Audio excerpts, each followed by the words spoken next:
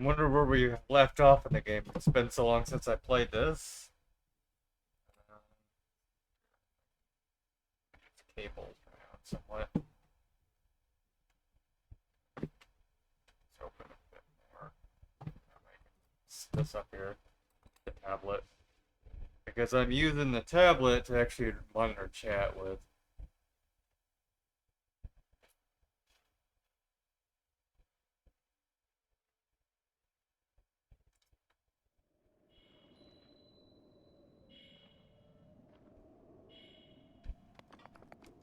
All right.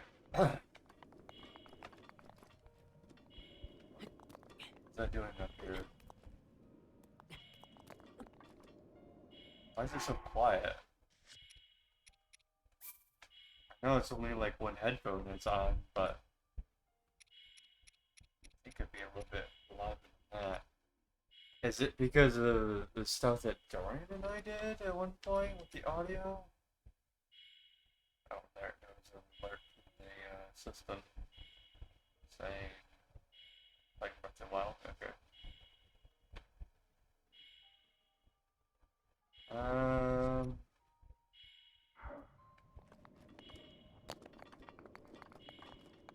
hold on.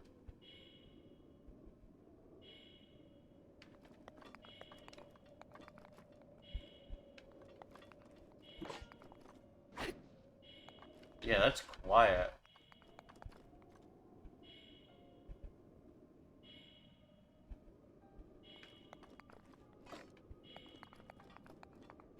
Might have to pull it up later. Let's just see what we got to do here.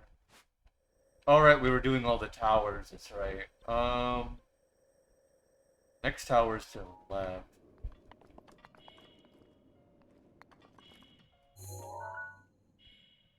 That tower right there. And the issue is we have nothing to heal with.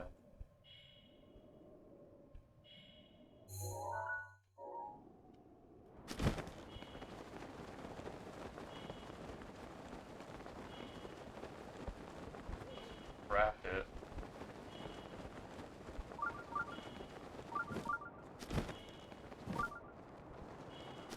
Although there is some trees over here.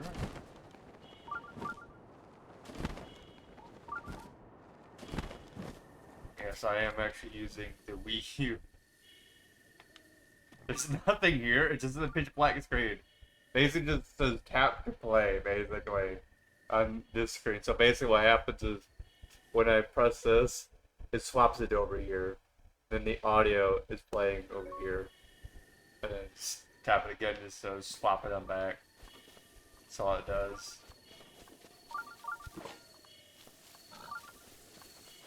If it was like Twilight Princess, then this screen would actually have something on it. But this game works a little bit different.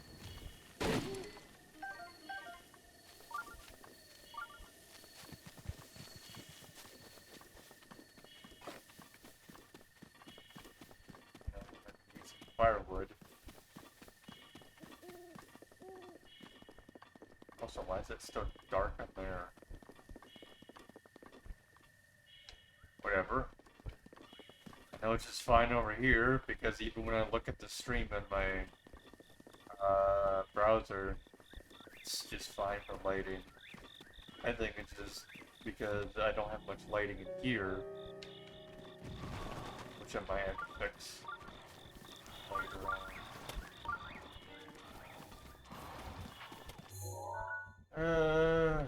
Fine.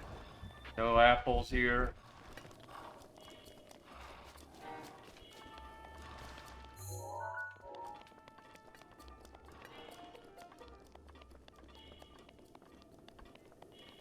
Food? Come on, game.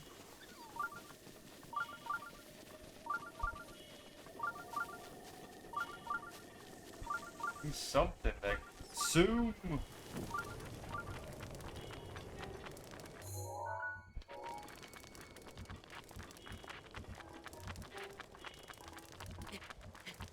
Also, would have thought that this would have given me more light, the controller. beforehand, but turned out no.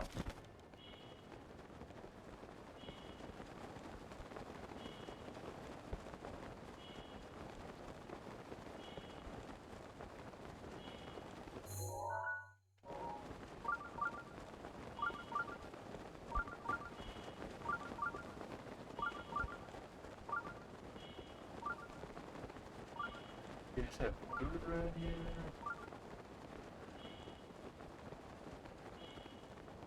I think if you do, you have food in the crates, which I just basically have to like rob your entire encampment. I mean, I could try for it.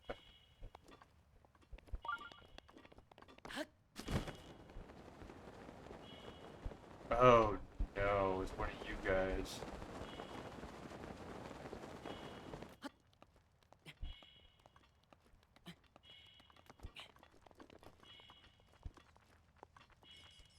How am I supposed to climb up there?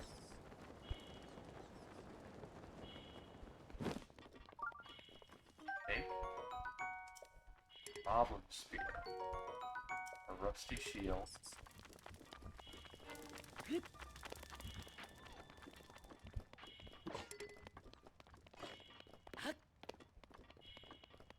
Well, what items do we have? We got a Zora spear that could shatter at any moment. A fire rod that could shatter at any moment. So some sledgehammers. Or hammers themselves, not a sledgehammer.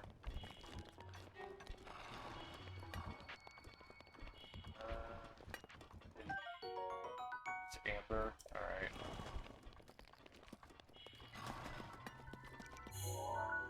Well, shite.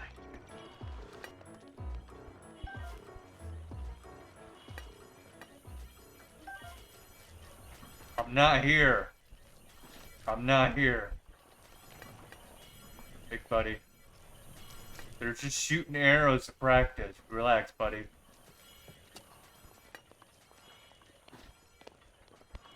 Bulls are strong with this one.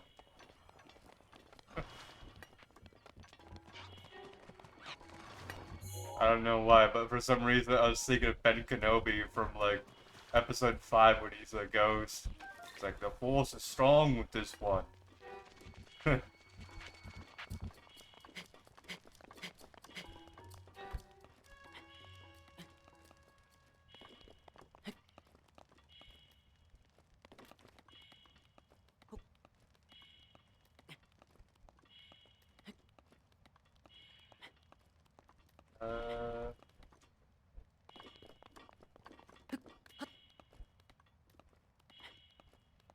Let's say I'm playing with the load, correct? Yeah.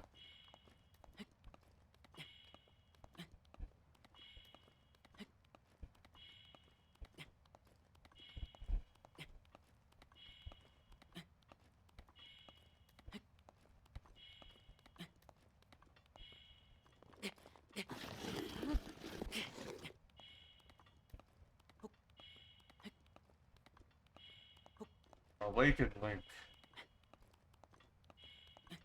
You must climb these mountains.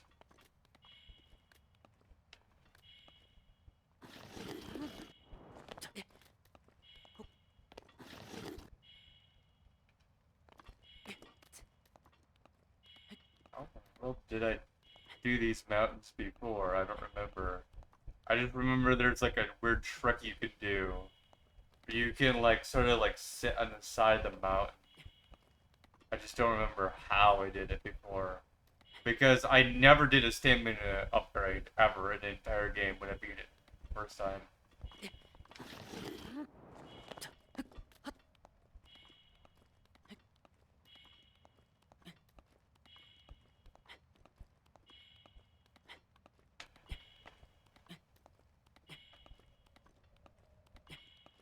Like, I didn't even try for a stamina upgrade. I was just like, eh, whatever.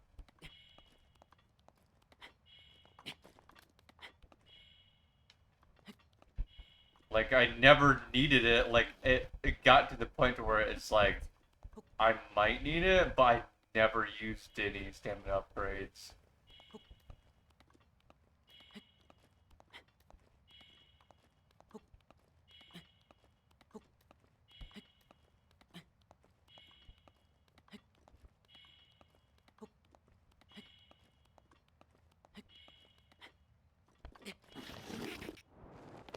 Oh, great. Because if we can't run up there and actually climb the place correctly, might have some issues. I just remember, oh, I remember what my trick was. Just because I couldn't do it there. What I was doing is just immediately having me climb. So basically there's a trick with the game.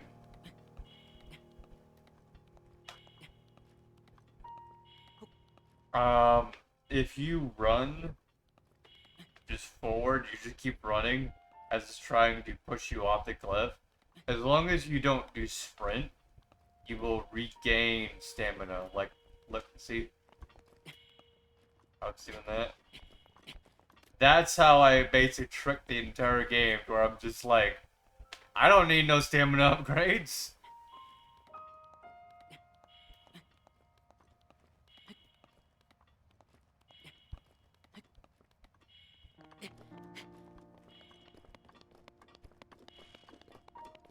And like most players, they just play it and just like, they need a stamina upgrade. They usually think like, I need a stamina upgrade. I need to jump up this mountain. Shit, it's like, no, in reality you don't. If you look for the right paths, you will always find the right way up without a stamina upgrade. Like this, I know is starting to become a bad pathway right now. I think if I get on that crevice right there, if I can manage to get there, I think I can run it.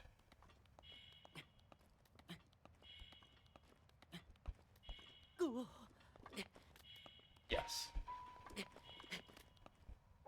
Keep running it, Link. See, you don't need no stamina upgrades. You just need to try.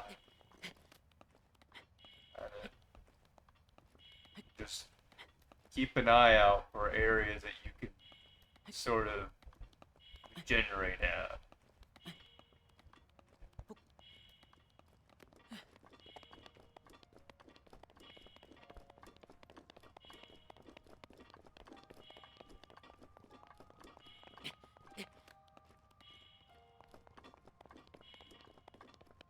Mostly you just want to focus on being able to walk. Climbing, don't even worry about climbing. Because the issue is when you're climbing, you're running out of stamina. So always try to remember to immediately get back to running. Or at least walking an area. As long as you can do that, no matter if it's on a diagonal slant upwards or if it's straight forwards, just try to do it.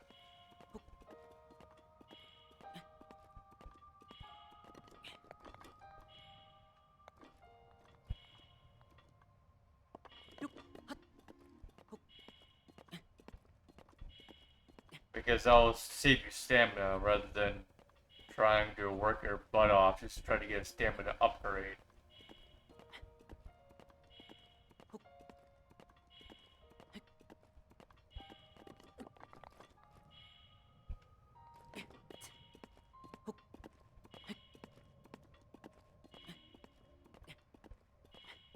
Yeah, there is like lots of like trial that you can do.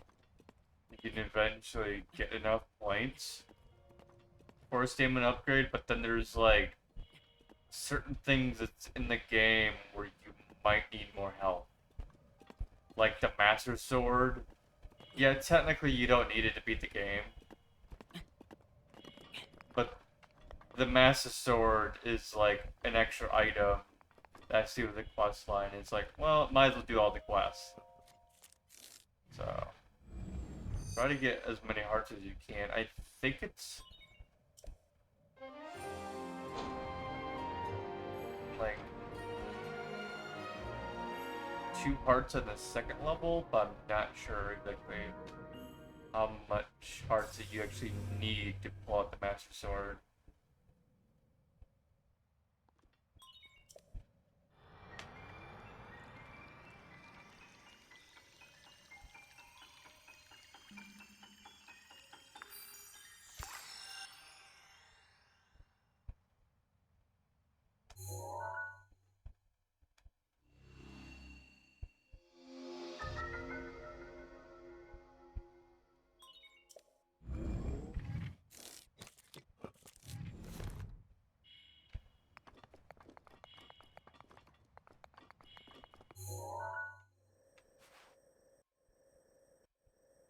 just have 2 of them left. Okay. Pretty simple.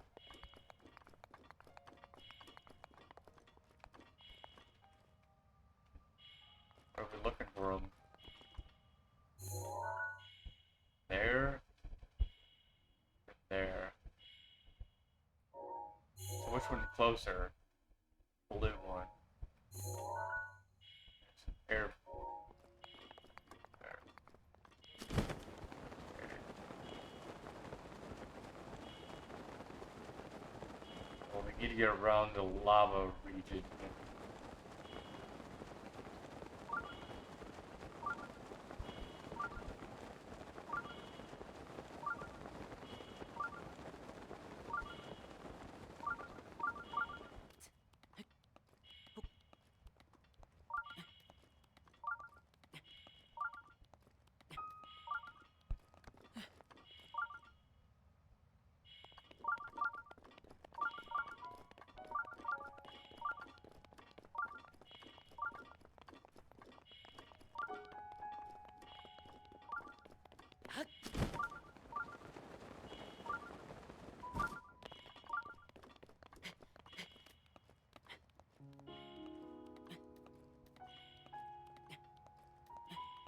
Like here how it's on slant, you can just start walking immediately.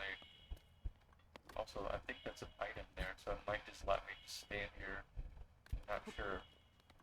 Okay, so no, I can't pick that up. I don't know why.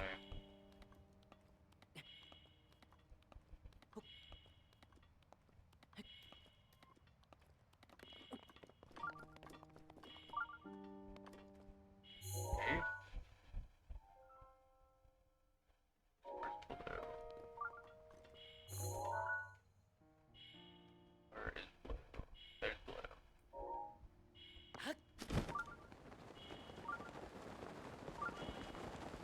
Yeah, if you're in a lava region, they'll just burn you up eventually, so that's why I'm just trying to avoid it. What the fuck are you? Oh, you're just 6-foot turkey.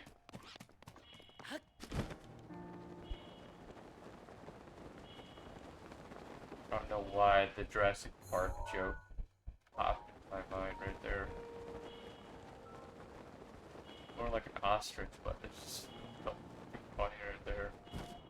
That looks like a 6-foot turkey.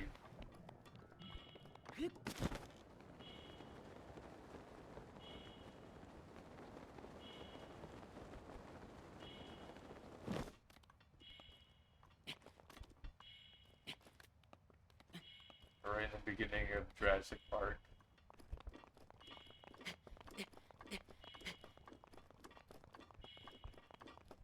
Kids talking to the researchers. Just like trying to absolutely doubt the fact that it could be like a raptor or anything, or any sort of dinosaur. Just like, that's just a 6-foot turkey.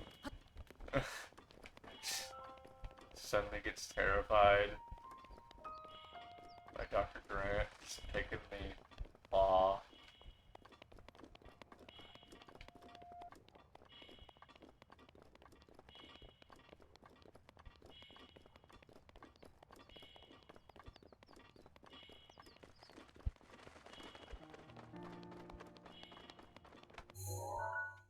I think I'm gonna swap games once I get these 2 towers.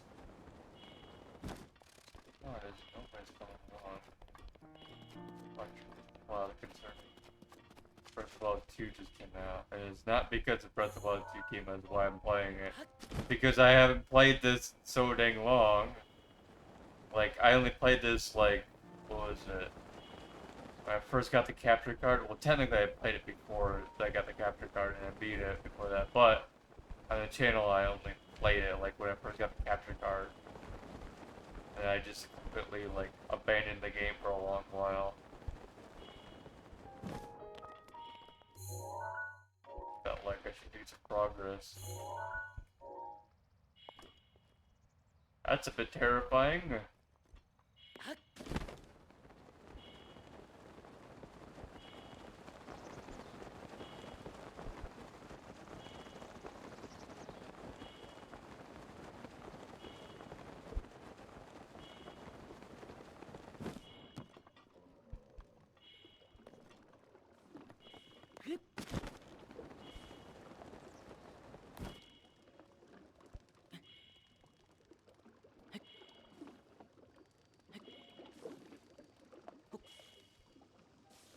around. Thought I would just say him to climb it and go up it. Okay. Come on, Link, let's go.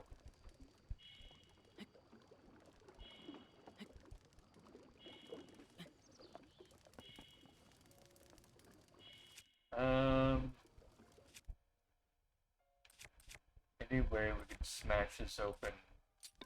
Take this and smash it open. Oh. I see that. Right over there, might as well just crush this open anyway.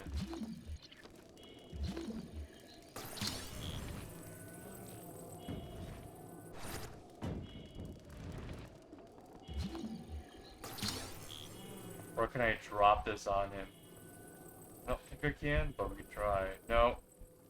It's too far.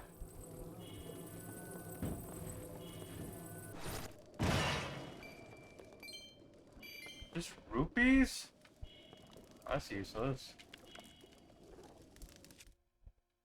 Traveler bow, Boko bow. Let's do a Boko bow and a normal arrow. Light the air on fire. Come on. There we go. Oops. He's like, what's going on here? I don't know.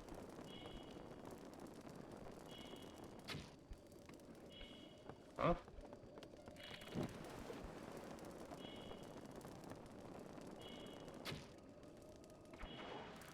Got him.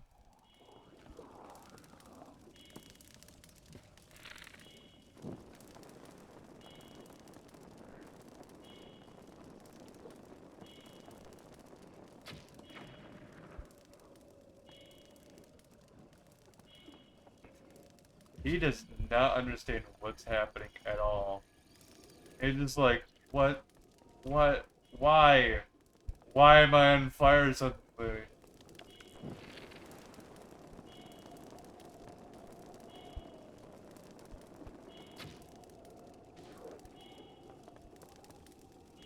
Oh, crap. I think he now knows where I am.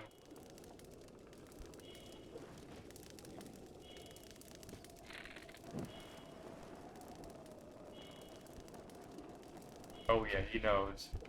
He knows! I'll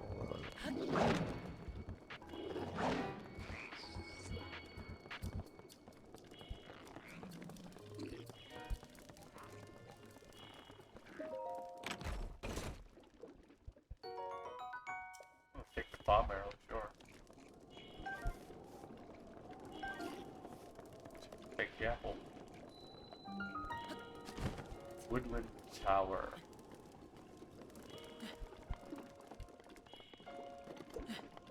What the crap? That was weird.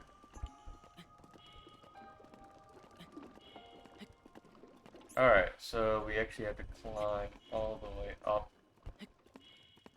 to those.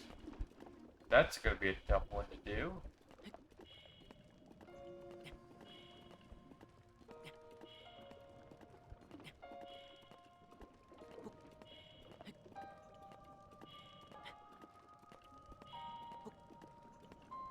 Is there a way I can climb that tower? Gonna have to. Uh-oh. Link wouldn't use his glider. Title screen. I don't know why Link refused to use his glider. He had energy. I made sure of it before I dropped.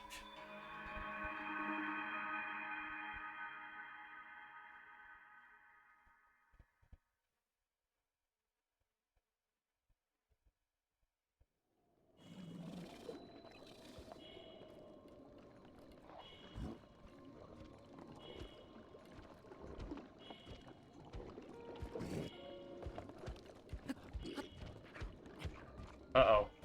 Go!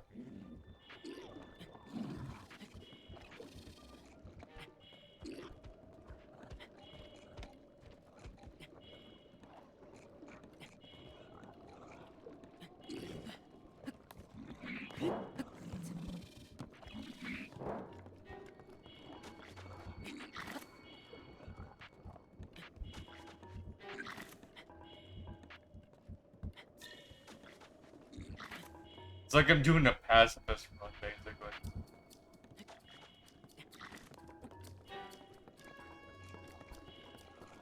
Seems like.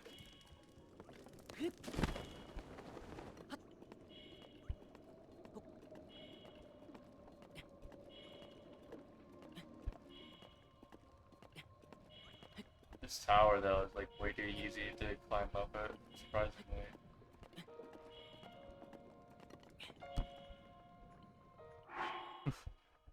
This game, if I could finally manage to finish it. Hey Andy, how you doing? I've actually managed to beat it once before. I didn't manage to beat it on the stream, but I managed to beat it before COVID. Right before COVID happened, as a matter of fact.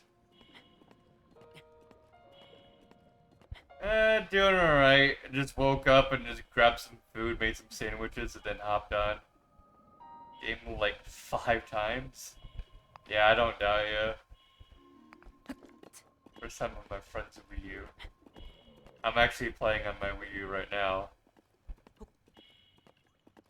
Actually playing on real hardware right now. And on his Switch, it's like, man, how many more times do you need to play this game? I need to play it until I can beat it. And if a new platform of it comes out, I'm gonna grab it. Wait, that's funny. So like if let's see here if I can do this. So yeah, I could even, let's see here if I can show it to the camera. If it will even display right. Ah, darn it, it's hard to capture it correctly.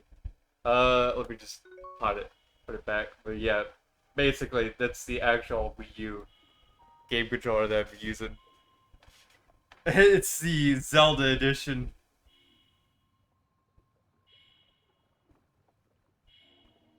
Then switched my X button cabinet, then an emulator on stream in my own Switch I bought last Christmas.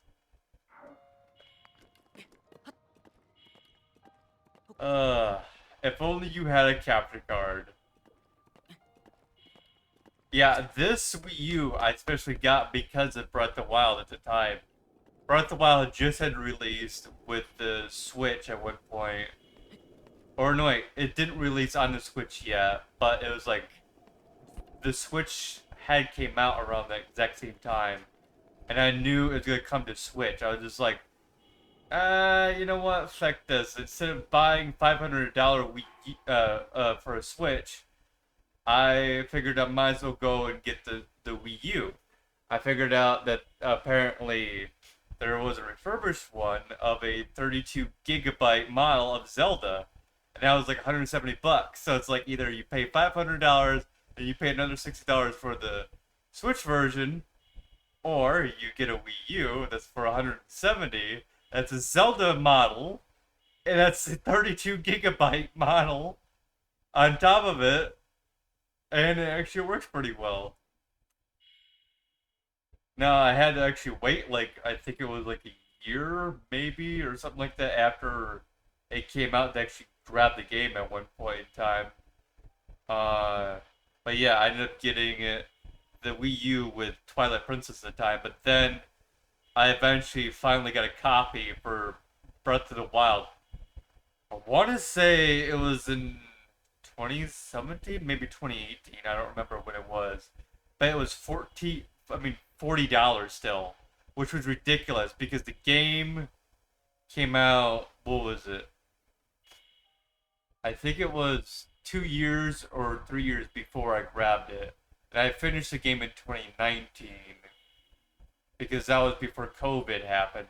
So that means I must have got it in 2018 or 2019 when I got the Wii U version of Breath of the Wild, which at the time was $40, and I believe Breath of the Wild came out in 2017, if I'm correct. So then, yeah, it would have been 2 years after the game came out. Uh, yeah, that's what I thought. It was like right around 2017, somewhere around there.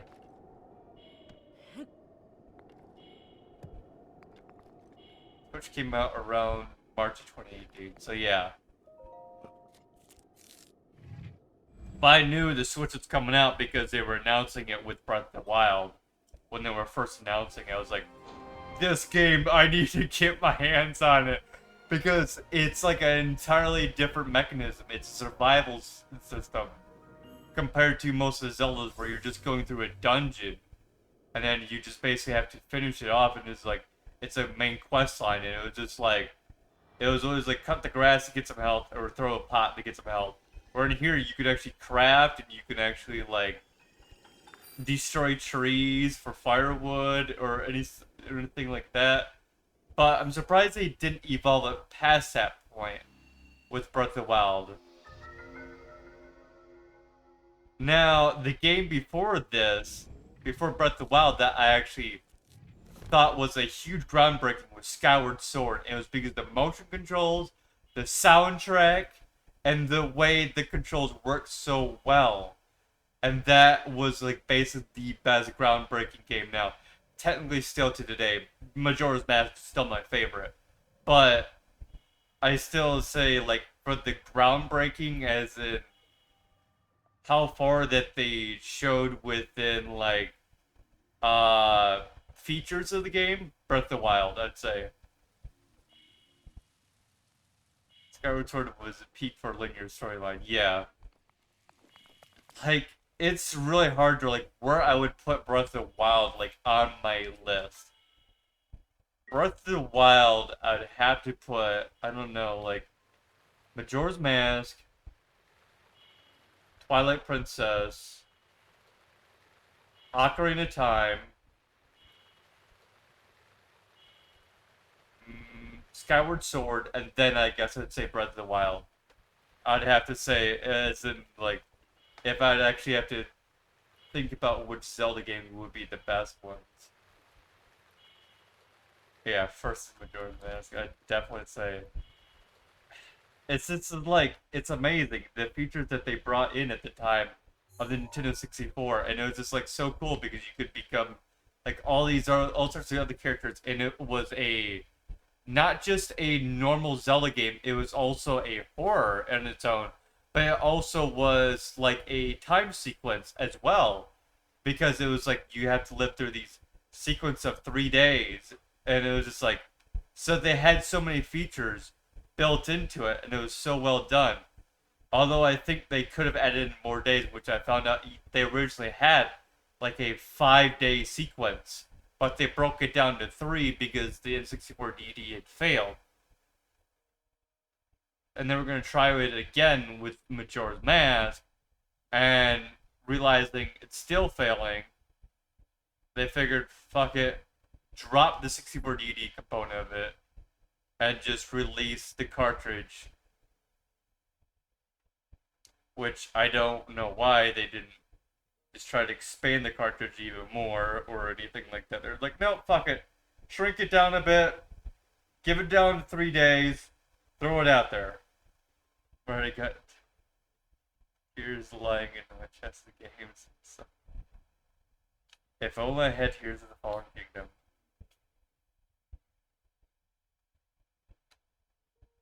I'd like to play that game, but it's like, I don't have the money for it. They want to do 7-day for Majora's Mask, they would have to double the cartridge size. It all depends because it's the compression. See, the thing is they didn't really do much compression with the Majora's Mask. Where, like, there were games out there that actually had to use heavy compression. Resident Evil 2 was on N64. That had to use lots of compression just to get it onto the Nintendo 64.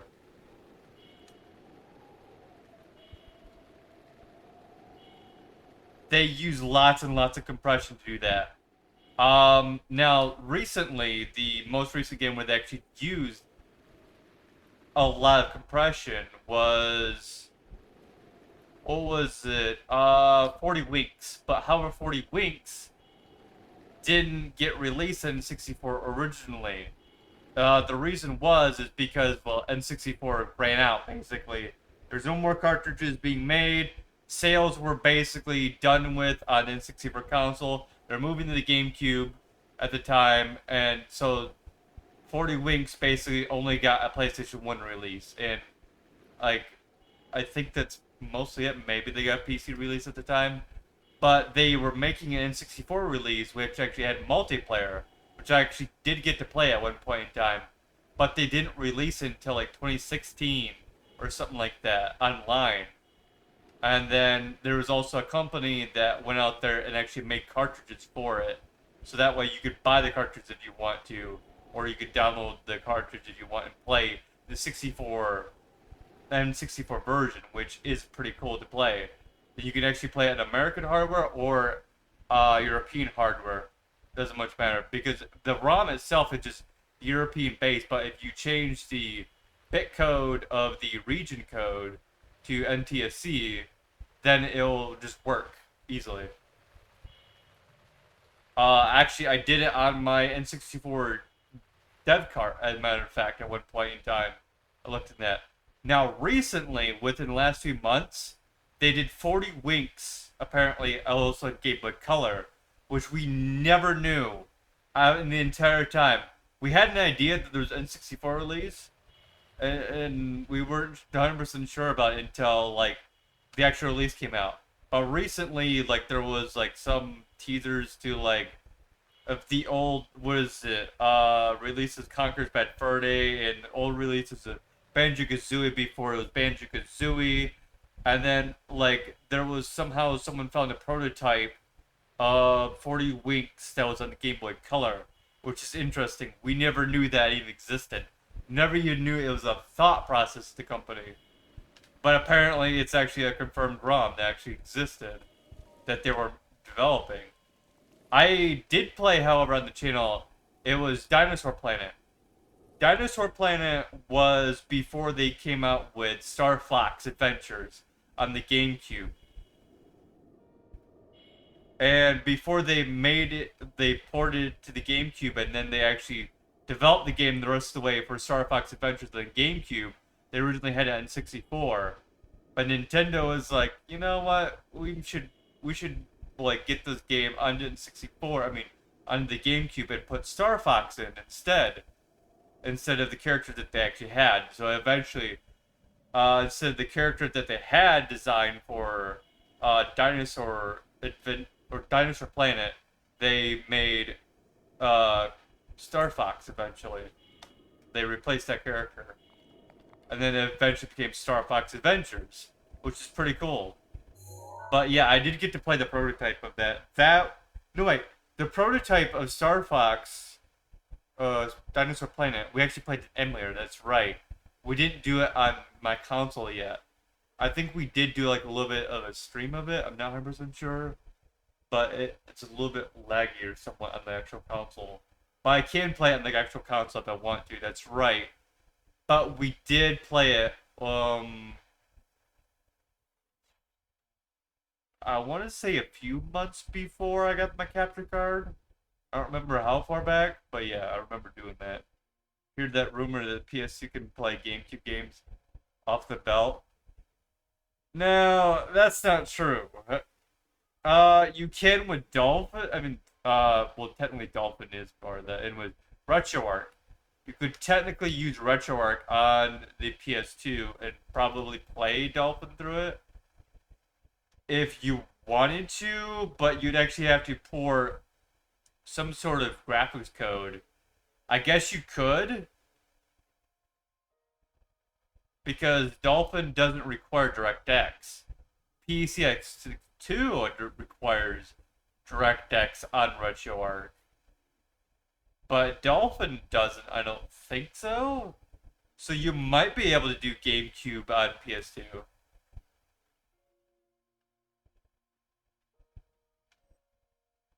You're gonna run Linux on PS2?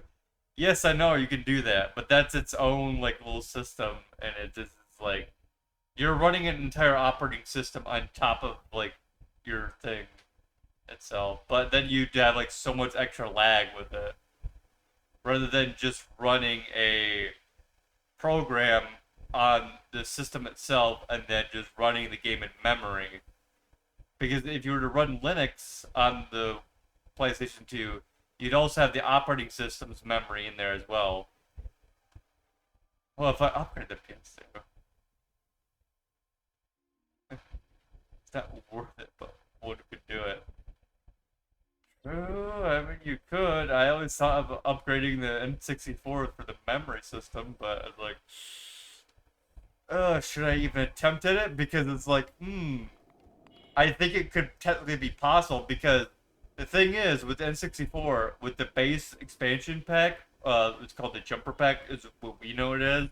Basically, that was just basically to tell the motherboard to boot the memory that was in the board, but if you use the expansion pack as an extra 4 MB and it boot the memory on the board and what's in the expansion pack. So I think if you really wanted to, you could take some sort of like memory, like 4 GB or even 8 GB of RAM, and if you could shrink it down enough, you could probably, or you might not even have to shrink it down. You just have to maybe like make its own like little cartridge system for it. But then you just put it in the 64, and then boom, you'd have like so much RAM on N64, and it'd just be insane.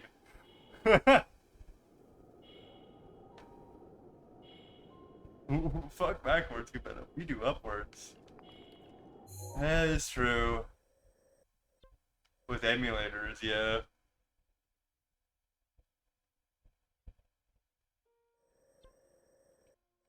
But I also do real hardware most of the time as well.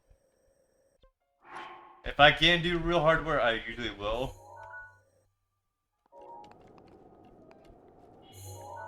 Where's the green? There it is. So like later today, I might end up doing some Banjo-Kazooie.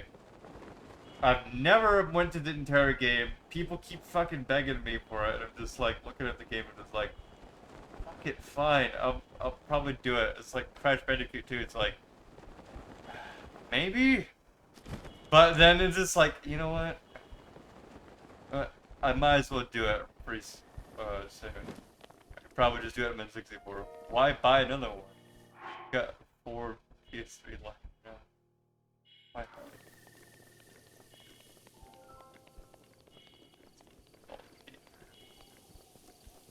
I've never played Baldur's Gate 3. I've only played the Dark Alliance series, which was on PS2.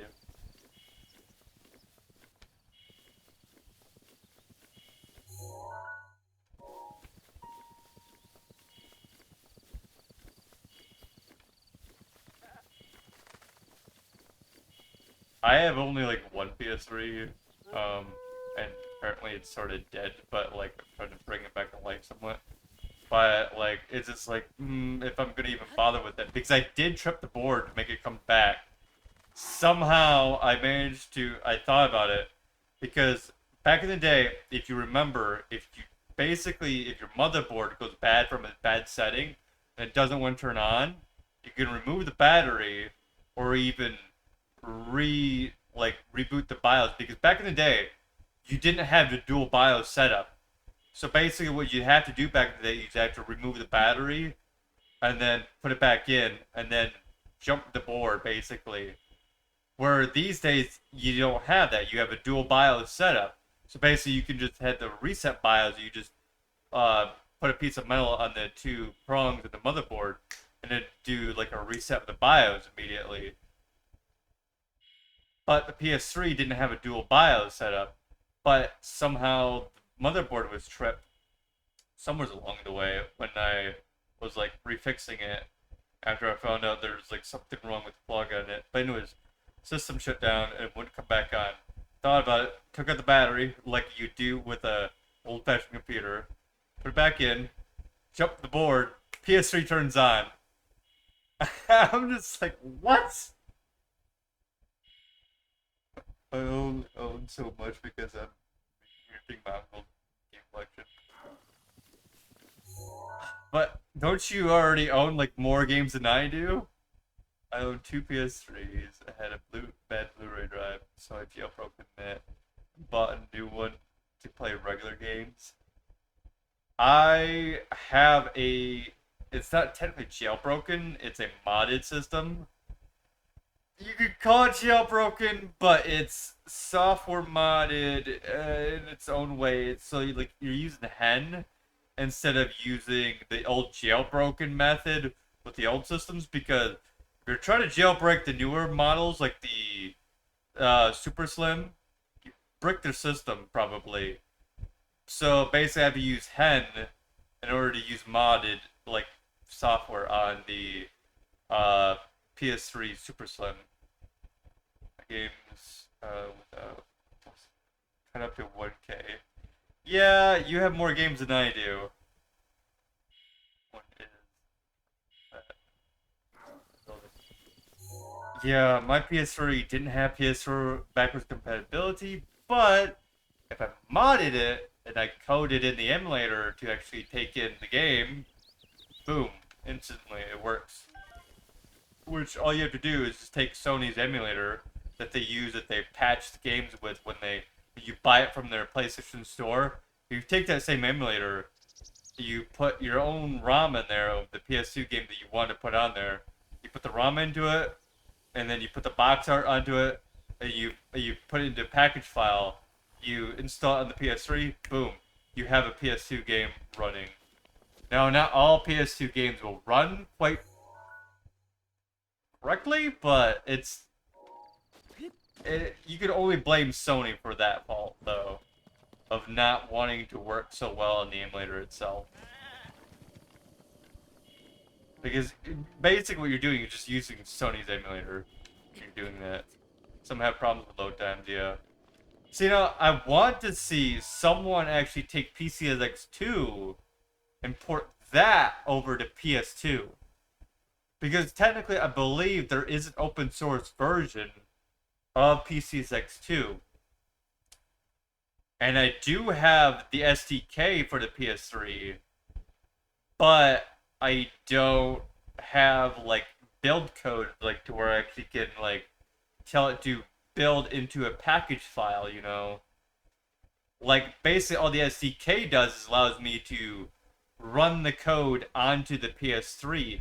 Like if I were to take the open source code and throw it into the SDK, it allowed me to run it on there at that point if I had it in the dev mode, but it won't let me build the package file to put onto the PS3.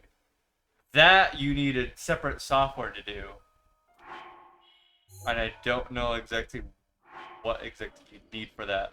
But also, I believe the PS3 SDK only works on Linux. Which Linux is so fucking confusing for me already.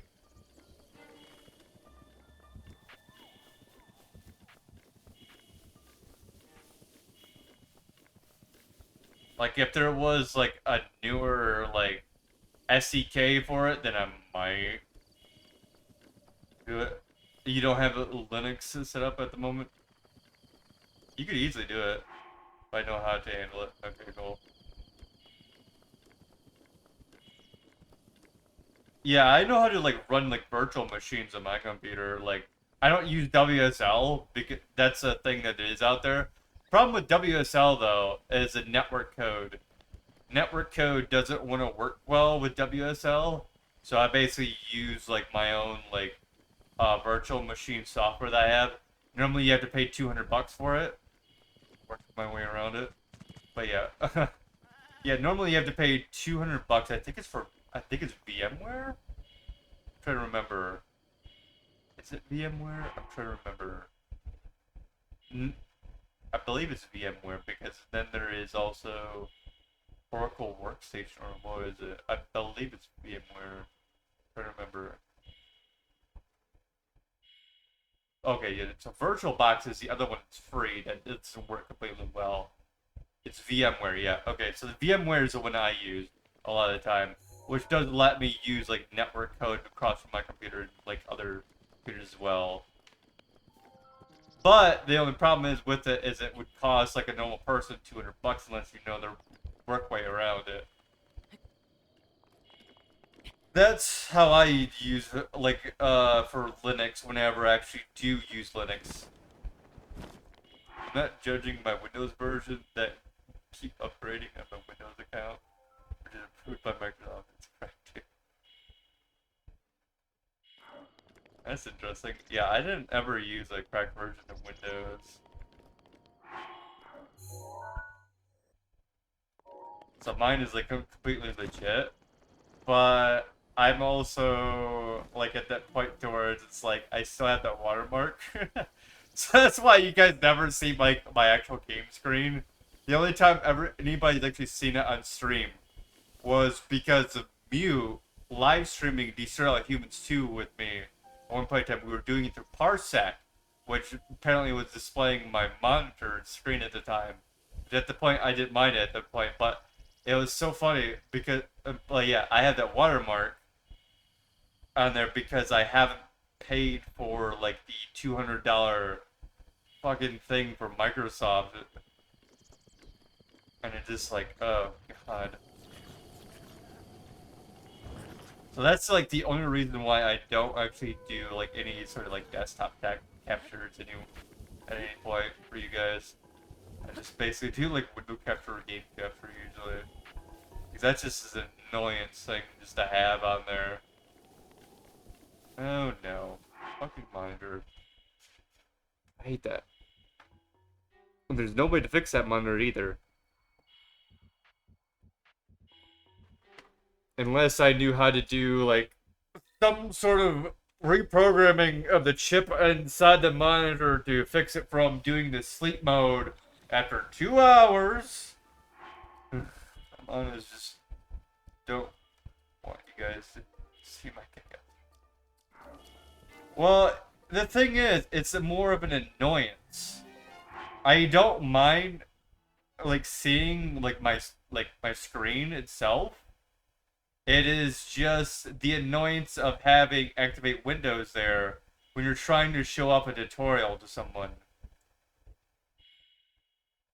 And because there's two things. The reason why. Number one, it blocks somewhat of the screen and it just like it's like weirdly just sitting there. Number two, the second reason is because I also have people from chat. They're like, why did you have the activate Windows thing there? And it's just like, look, do you think I have the money to pull $200 out of my pocket or out of my butt immediately just to hand it on over to Microsoft? No. This is why I'm also freaking trying to work my ass off streaming around here. Just so I can expand a lot of shit for you guys. Because if I were to pay the $200 for this, for Windows, I probably wouldn't be here right now, freaking streaming. Because you know what would have happened if I did? I probably would be sitting in the fucking dark, basically, getting to the starvation point, where I'm basically probably dying, or I could have just done this, where I didn't pay for Windows, and I'm still here, trying to do content for you guys. So until money starts coming in, that's what's gonna happen.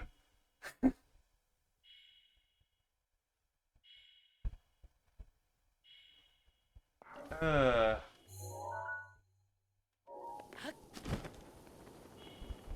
That's why I keep telling like a lot of people. It's just like with a lot of stuff. It's like, well, why don't you buy this? Why don't you buy that? Oh, you could go and pay for like Xbox with Game Pass and have all these games. It's like you realize there's only 2 games I ever wanted that was a Game Pass: Fallout 76, and then it was Sea of Thieves. Sea of Thieves, I paid $20 for it. Fallout 76, I paid $10. Okay, that's $30. Remember how much it costs a month for Game Pass? And then just imagine how much it would cost throughout the entire year. Yeah, no, just to keep playing those 2 games over and over as much as I want to? Just keep paying that much money? No, thank you.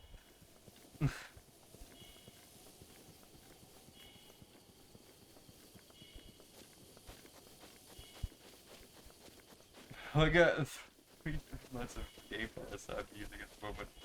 Yeah, you go ahead and use that. Like, I think the only game that's still on there that I might even bother with is Red Dead Redemption. But the thing is, my computer probably couldn't handle Red Dead Redemption 2. I need a graphics card. Okay?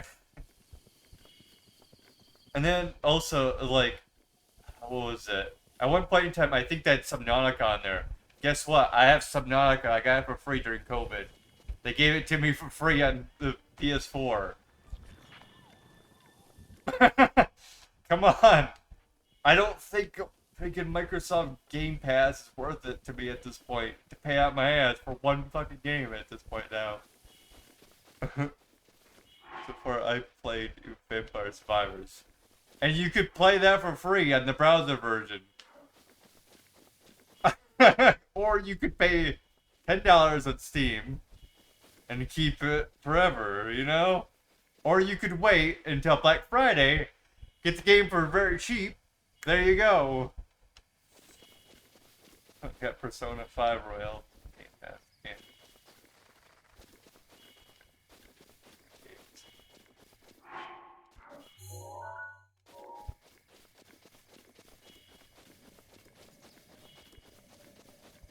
See, I've always been like very, very smart with my money. I've always been like, okay, what the fuck do we do with these certain things? Is like, is it really worth it? Because here's the thing: back when I was on PS4, a lot of the time, my nephews or even my cousin or anybody who was playing with it at the time, they're like, "Oh, let's go play this game," or like, I know a lot of the time my cousins, or not my cousins, my nephews would be like, "Let's go play some GTA 5 online." It's like. And they're always playing PS4. It's like, you realize that $60 a year I'd have to pay for PlayStation Plus. When I could go and build myself a PC, not have to pay anything to play online with GTA 5, and I could do GTA 5 RP. Yeah, no. Not gonna be paying for PS Plus. No thanks. Yes. PC's master race. Also, here's another thing. Every 5 years, you have to buy another system. You know what that means? Another $500 out of your pocket. Okay, it's $60 a year. Okay, it's $60 like for the full fucking 5 years that you're paying for. God dang it, Wolf freaking got me. Anyways, I could probably just load my save, so it doesn't much matter to me. But yeah, you're paying $60 for 5 years. Like, so you're paying like 120 was 240. Basically $300. Okay, you're paying $300 on top of that 500, 600, 700, 800. So you're paying $800 in total for each individual console. Where you could pay probably about. Yes, I know it probably costs a lot of money just to build your own PC, which technically it did, even for me, but it didn't cost like a shit ton, like as you would think it would be. Like. My PC right now, if you were to buy it, it probably costs you around $3,000 just to probably build my PC. And that's without a graphics card. But with the cheapness I got, because I actually was smart about my money, got it on Black Friday with all the parts, and I built it myself. I know what the parts I have. So I know what to do with maintenance much cheaper on my end for miserableness, as in, well, this part isn't working right because of these dumb manufacturers don't know how to put this part in here correctly, or this part is just not working right. Well, this part wasn't like completely like, you know, got the coolant on there or something like that. Oh, this thing's still under warranty, but like this thing is like failing. It fucking blew the computer. It's like, well, fuck it. I can have the warranties when I buy the parts. And if something fails, well, I can just take it back and just get the freaking part replaced. Or, whenever the part does come out after the warranty, I can buy another part for it. And I know I'm doing the maintenance. I know what parts are in it. And it's much cheaper on my end because, like, well, I paid like a little bit less than $1,000 for basically my PC when I built it. And then, like, okay, yes, technically, like one console would be like $800 over the entire time you'd have it. But I'm also able to do so much more with my PC as well. I can also live stream my extra consoles that I actually do have, like in 64. You can't do that on a PS4. And it's much cheaper on that, and it's like, it's much, much worth it. It's just like, if you want to do so many things, it's like you have so many advantages, and like, you'd pay what, like $500 at like every 10 years for a new graphics card if you're fucking lucky. And what? You just buy a new CPU after so many years that go by. Whoop de fucking do. You'd eventually want a whole new motherboard or something like that. But my PC, the way I built it, which I'm surprised of how well it went, is that I will never have to fucking replace my like motherboard itself. Like I don't think I'll ever upgrade my CPU. The graphics card I wanted to go for, already at the end of the line for like the ones that were coming out for. It's like, well, cool. So I have the top line CPU that's for those graphics cards. All I need to do is upgrade my RAM up to absolute maximum, and then just add in the graphics card that I want to choose. And then I just will never fucking upgrade it until like the company decides to like, you know what, we're gonna do more graphics cards. But currently, they're basically at a halt point, so it's like, well, cool, awesome. All I had to do is wait until I get enough money for the graphics card, and money would be going down on that somewhat. But it's like, hey, I'm gonna have a fucking really good graphics card. I have the top line CPU that's for that series of graphics cards. So it's like I'm sitting in the best thing I have. I had seen that firm doing modular notebooks. That really interesting. Imagine upgradable and customizable notebooks. That's amazing. I have a notebook and it's dead. I don't know how exactly. Maybe humidity. I have no fucking clue. But that thing's dead. That was my old laptop. I actually had a notebook. I don't even know what the hell it is. If it's a notebook 15 or what it was. But yeah, I played Skyrim on that thing. That was the most powerful game it could run. It was Skyrim. It was interesting. All the shit I played on there. The moment I got it, I was playing, what was it? Medal of Honor on it. And I was playing some other older games, like some older Elder Scrolls games. And then Fallout 4 comes out. Then I was playing all the other Elder Scrolls games I had, like on Steam, that I could actually install with my Elder Scrolls bundle. Then I tried to install Fallout 4. Fallout 4 was instant crash for me. I hit new game and it just crashes. Like it'll go into infinite loading loop and then crash. New game, loading loop, crash. And then it's just like, what the hell? I paid $60 for the game, $40 for the strategy guide that's hardcover, and I upgraded my RAM to 8 gigabytes of RAM.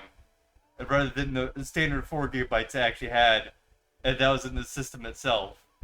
So it was upgraded to 8 gigabytes of RAM. So it could handle it. I don't know 100% about the CPU, but like it was somewhat powerful of the CPU.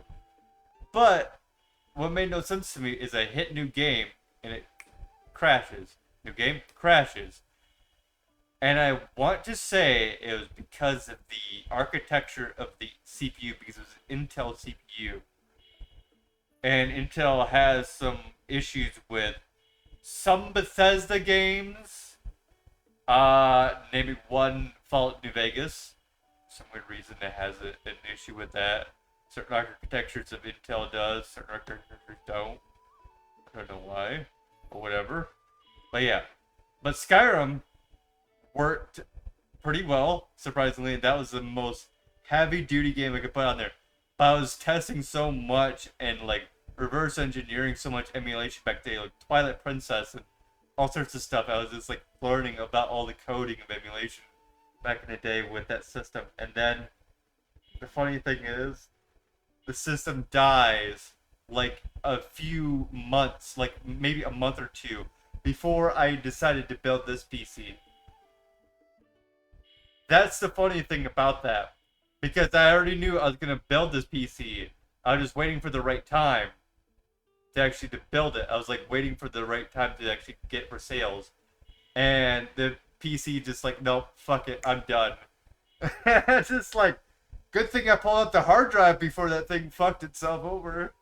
So I still have the hard drive from the old system, and it still works. And so the good news is because I had the hard drive still, I took the hard drive when I built this PC. I took that hard drive, put it in here, and I actually had to work on the old operating system of it. but then I had to mount Windows 10 onto a USB drive from there. Because if I didn't have that hard drive still, I wouldn't have been able to build this PC probably. So that way, so basically stuck in there, and there's no audio or anything. There just is a basic graphics thing that's happening. That's running the old operating system on there. So I just basically took my software that I usually would boot onto a USB drive for the operating system, and I took Windows 10, put that on there, pull out the hard drive, put the SSD in there, put the USB stick in there, and then booted it up and told it to boot into Windows 10 to install it. That's the reason how my PC survived. So it's like alive. It's just like sitting with me, almost like if you think about it, but it's also dead, sitting right here next to me. It's so fucking funny because like the motherboard, it won't turn on. The motherboard, it just won't. Like the motherboard reacts like whenever I try to do like the touches to the motherboard to see if it'll do charging. It won't do any charging or anything like that, but I do the test lights with it. It's like, okay. Because I know the line output on the motherboard, where it's basically like what configures to like what pin on the motherboard connects to what pin that basically allows for it to check for charging, or it says it's fully charged. So I connect those two pins together. Those work. But the motherboard doesn't want to turn on.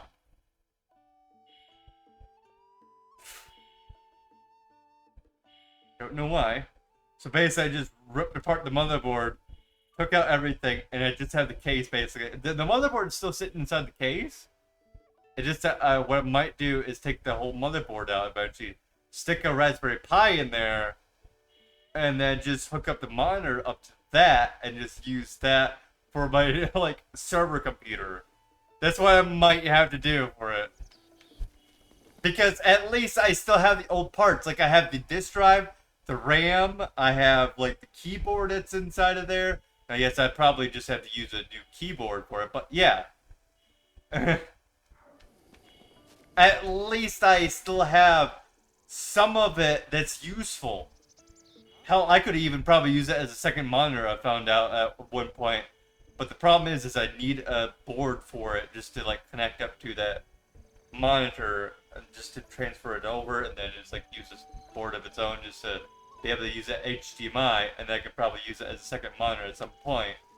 But I prefer just to probably just go buy a second monitor for that, or I could use that for my Raspberry Pi and use that for my my server computer, because that thing is either as powerful or even more powerful than my old laptop for the Raspberry Pi.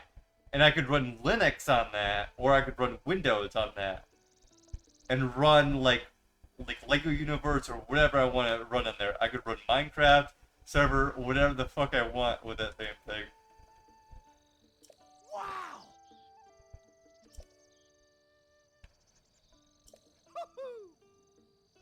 Sa sa! Oh! I still have my Raspberry Pi, I believe. We saw it earlier. Here it is. Right here. Here's the case for it. It's a tiny, tiny thing. It actually has a fan in it and everything. However, the SD card managed to fry itself somehow, but whatever. I could just take an SSD, hook up to USB port, and then just use that instead. Yeah.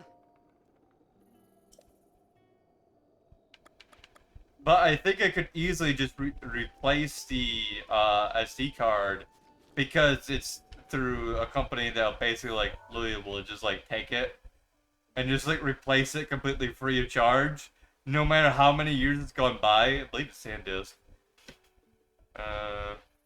Yeah, SanDisk. But yeah, I could easily just take the micro SD card and just throw it in there and be like, hey, you replace this for me. think I paid, I want to say $10 for the SD card, but it was 128 gigabyte or 128 gigabyte micro SD card. And the reason for it, why I made it so big, was because it was supposed to be like for a micro build of an emulation station. So like I wouldn't have to like carry my entire PC with me everywhere. So like I could easily just like emulate games wherever I wanted to go before I got this tablet. Basically, I wanted to do like emulations because there's like RetroPie you can throw on in there. It's a Linux distribution, but basically you can run your own like emulation onto it. It has like RetroArch built into it. But yeah, you can hook up the PS4 controller up to it if you wanted to and just play with that.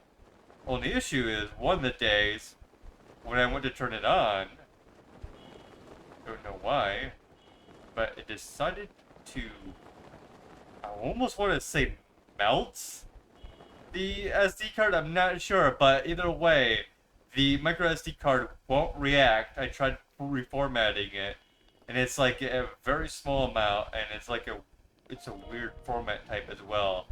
And it's just like, well, this thing's fucked. And you can, I look at it, it looks like it has a little bit of a heat mark on it, but it doesn't look as if it's melted or anything.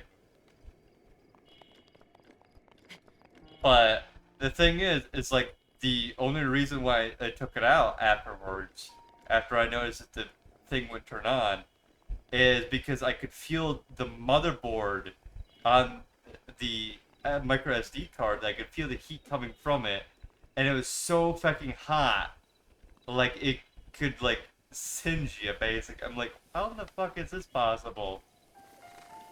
And that was before I hooked up the fan up to the motherboard or the extra heatsink. But the motherboard, if you think it'd get that hot, you'd think it'd shut itself down or something like that. But it makes no sense that when I just first plug it in, that it does that, because before, when I first hooked it up, when I first actually manually did it, and after the first few boots, it still wasn't doing that. But then, like, after like a week or so, or maybe even a month, after I left it just to sit out, and then I basically come back and I go to plug it in, and basically when it was sitting out, it wasn't plugged in at all. Just let you know, it was just basically sitting aside, basically in my backpack or whatever at the time. I go to pull it out, I go to plug it in. It's saying like the SD card isn't reading or something like that. It's like, wait, what? This makes no sense. I go to touch the motherboard, like right where the SD card is at, and it's hot, really, really hot. I'm like, what the fuck?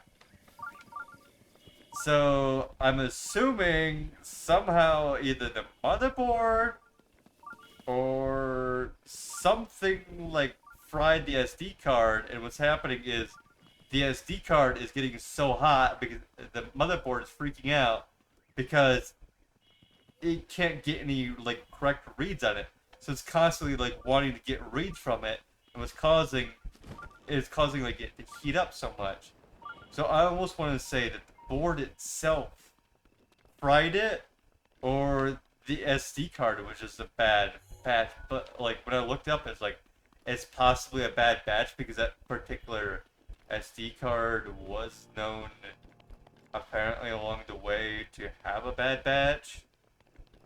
Maybe mine was just in that bad batch. I have no clue, but either way, I'm gonna just use a USB with the SSD and use that for like my server computer.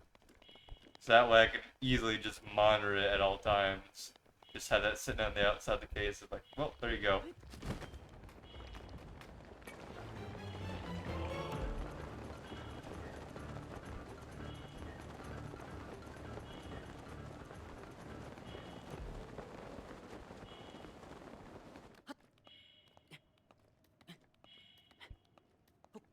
It'd be cool to use that as a server computer, if I could ever do that.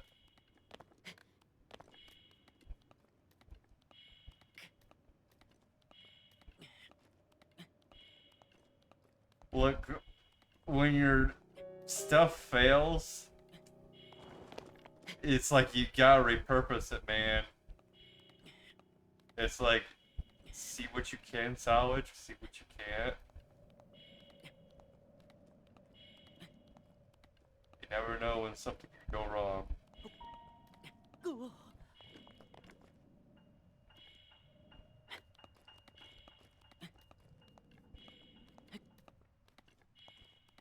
You'd be surprised at what I've managed to pull out of things and use for other things.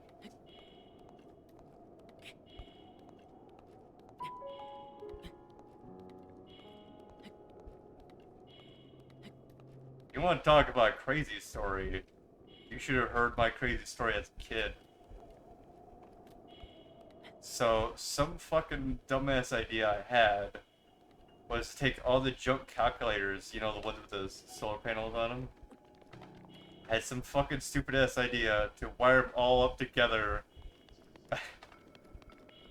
onto a board of some sort and just use that to, like, power things with, or, like, to even charge up a battery thing with. Which technically it would work, it just is, seems like it's an absolutely, like, crazy ass idea to do.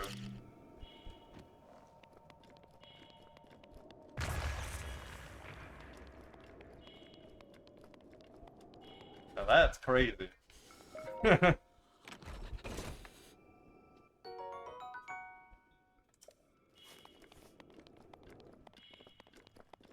But yeah, I was just like, hey, you know what? Let's just scrap this darn thing. Let's see what we can do with this.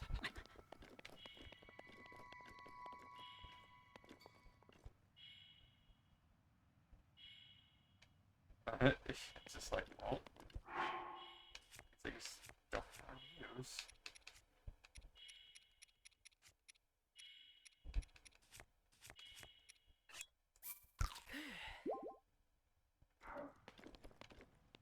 Oh, getting in a cold region. Might as well go up here.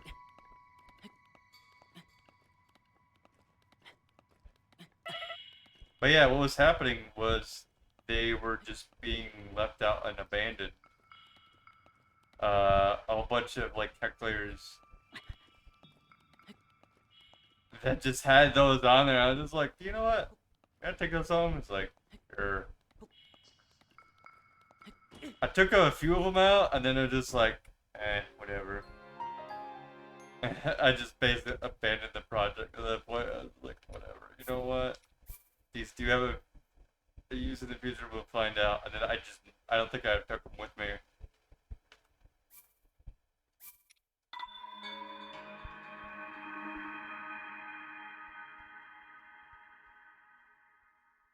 No, I don't think it's a terrible idea to do that. It's just, it's like, it feels like a waste concept.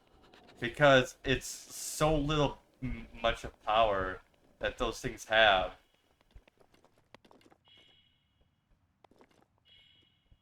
Now, yes, you could probably eventually like collect up the power. That was my point to actually doing it, is like you could collect that power and utilize it later for something else. It doesn't matter how long it might take.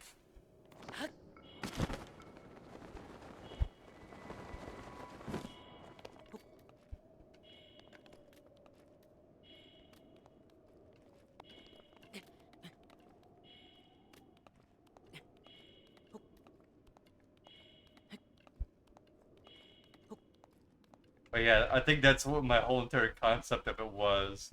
It was just like, these things can provide power to these calculators. Might as well see if we can use them somehow. Because the board itself and the calculators are just like, whatever, like, what would you have of use of another calculator? I mean, you have like 3 of them already sitting around that actually do work. So it's like, the use of them, it's only the little tiny solar panel on it.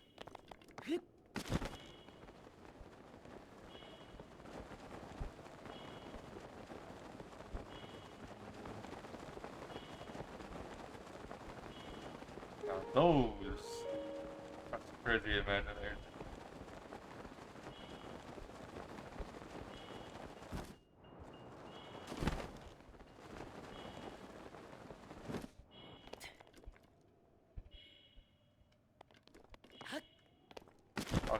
crazy about salvaging shit.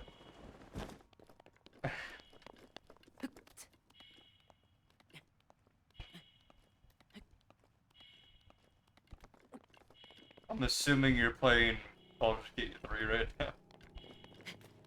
Andy, or either that or you just left and had to go do something. Surprised you haven't, like, responded back yet.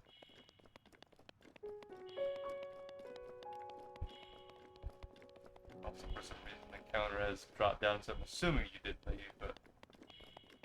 it just gets a little bit annoying when you're trying to go for affiliate. If I wasn't trying to go for affiliate, I really wouldn't care if the viewer count were to drop up or down. Unfortunately, after going for like 3 years, right? Or, sorry, 2 years straight, and then now still not affiliate. At some point, you gotta start to care about it. Just try to do some sort of management.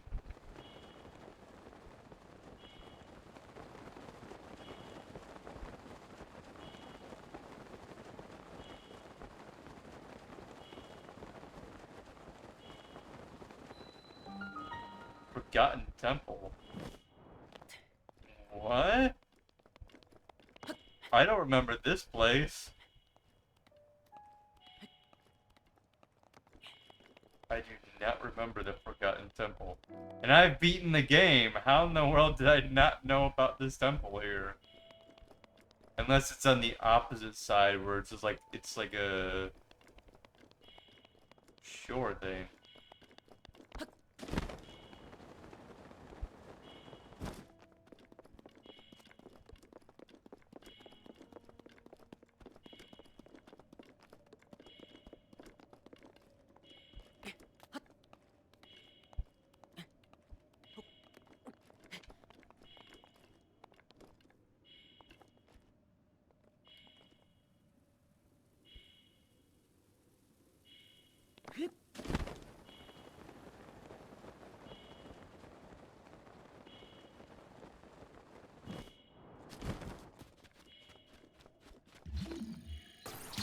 Do you have any use of this door?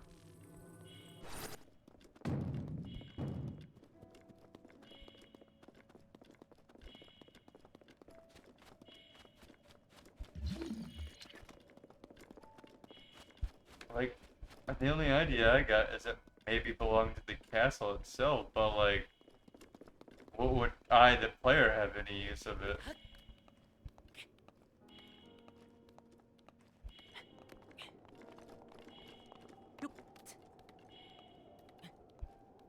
Like, it's metal, yes. What was the use of it?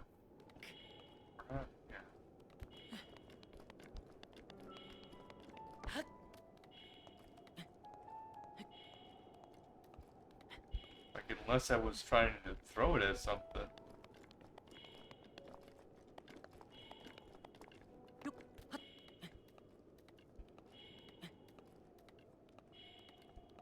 Can I climb ceilings?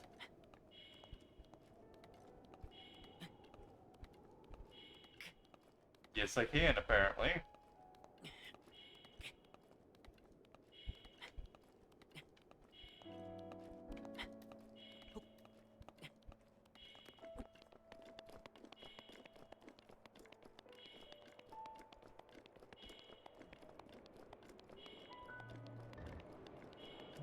Oh, hi guys. Get me the hell out of here!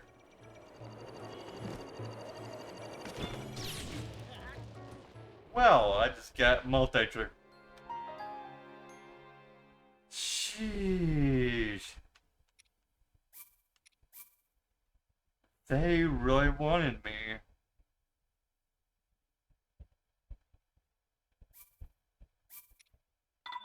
They were just like, you ain't moving a muscle, buddy. You ain't going anywhere. Just all of them lasers right on me.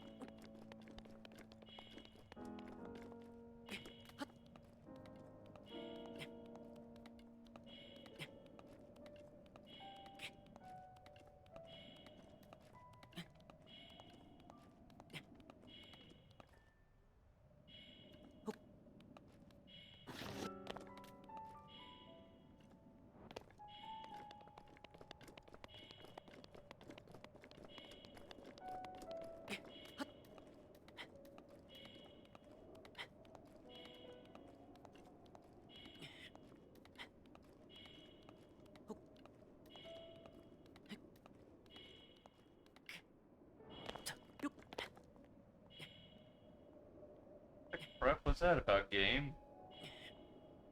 They're just like, time to drop ya.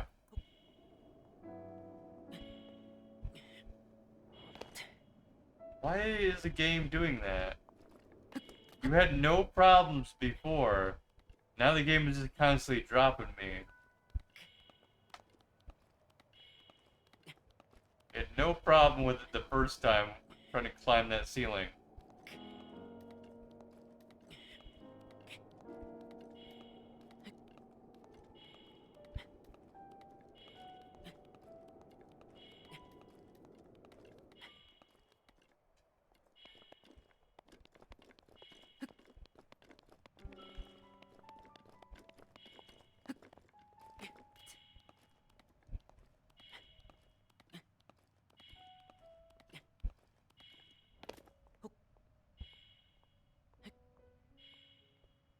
Sorry, what?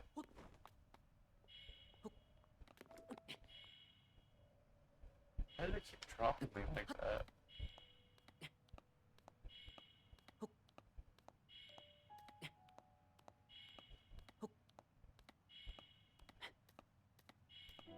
Watch it, it's gonna fucking drop me from up here.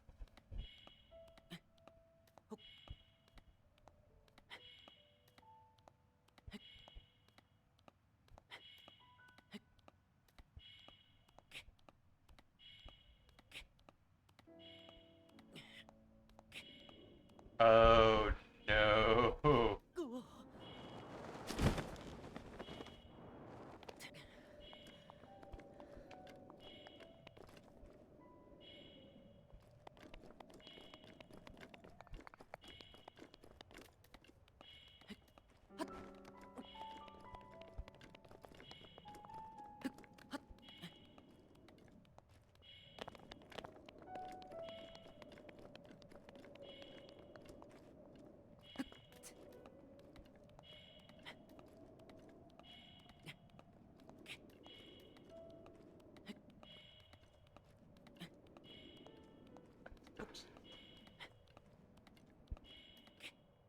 Oh crap.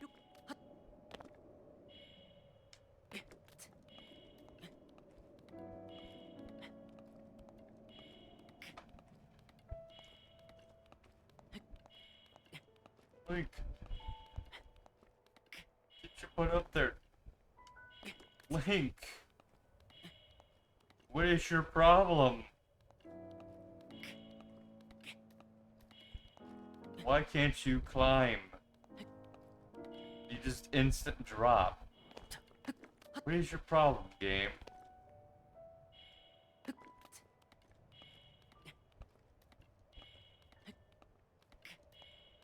I'm sorry that I'm trying to climb up there to get to the tower. What, am I just suddenly not allowed up there, but I'm allowed there the first time? After the 5th time? Come on, game.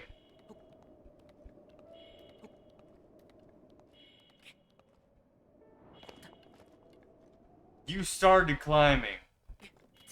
Come on.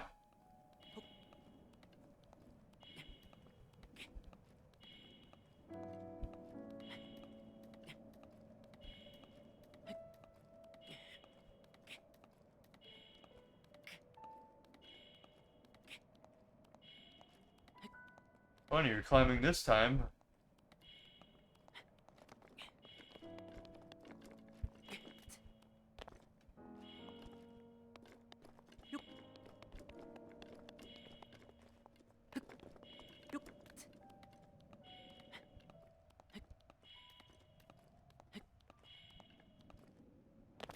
Oh, haha. Just fucking drop my... or way on down below. Oh, haha, game. Guess what? I'm gonna keep going. Keep dropping me, come on. Like I'm gonna step.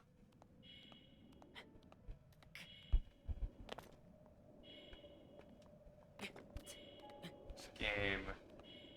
This likes to be a dick.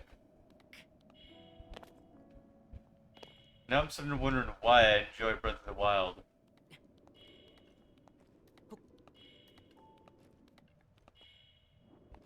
Because if it's gonna let you up there one of the times, it should let you up there all the time. Not just instant drop you. Alright, fine.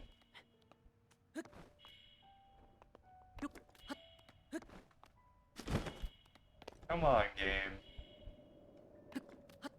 I am jumping.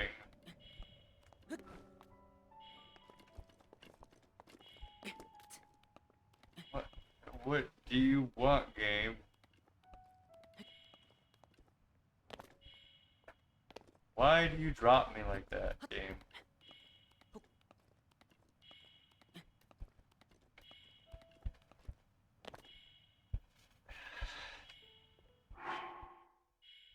I'll be right back, chat.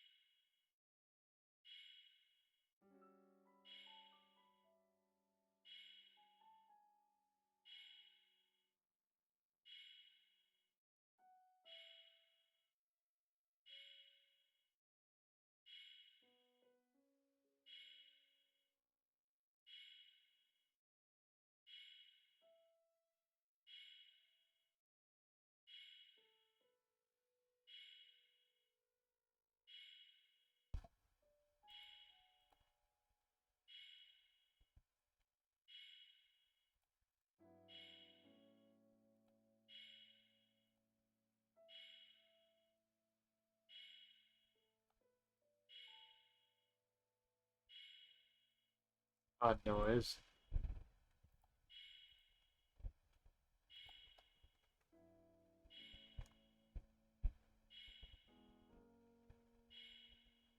It's just my heart. I don't know.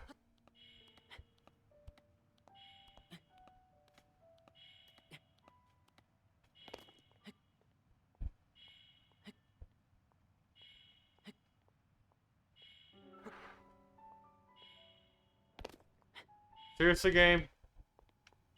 Come on.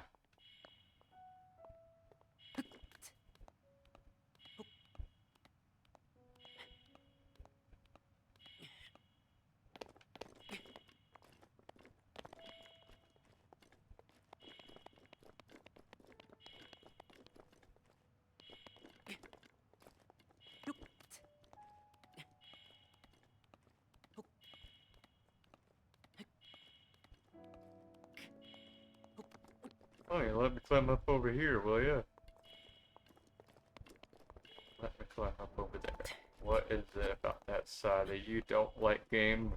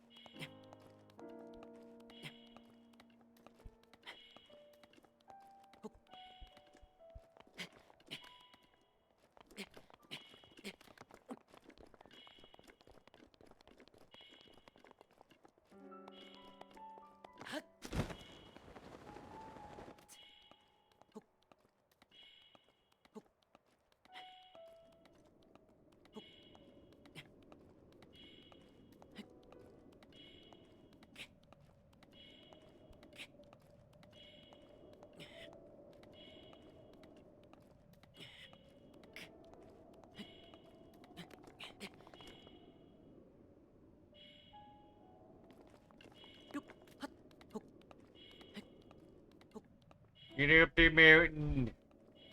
Get up that there mountain.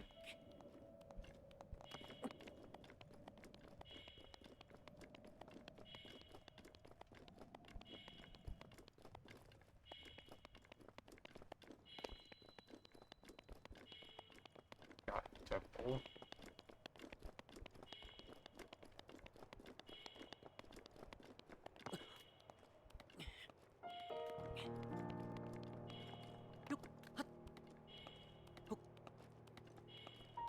This. Get up there. Might be able to make it.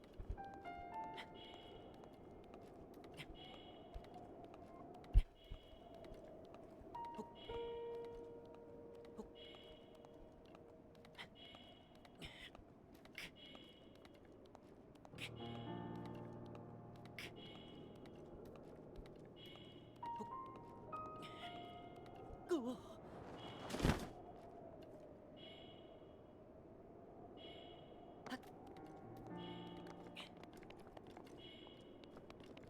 Okay, fine.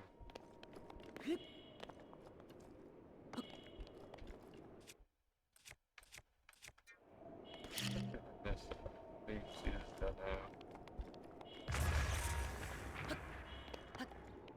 What? Maybe so, considering it's a rock.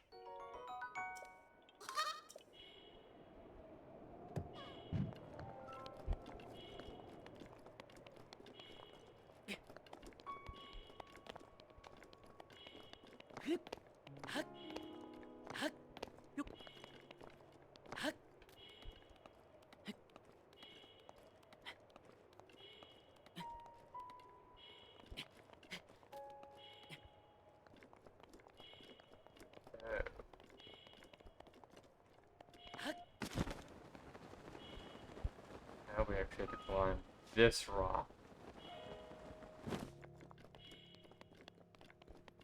Well, excuse me, baby dickery.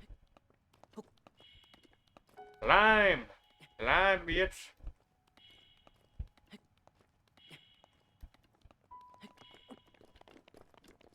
Climb, bitchling. Welcome to Bitchling. Legend of Bitchling. Or he just bitches all the time. I'm not being inclined.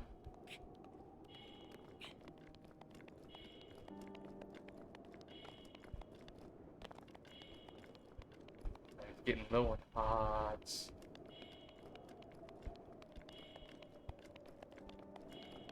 Getting low on stamina. Bitch.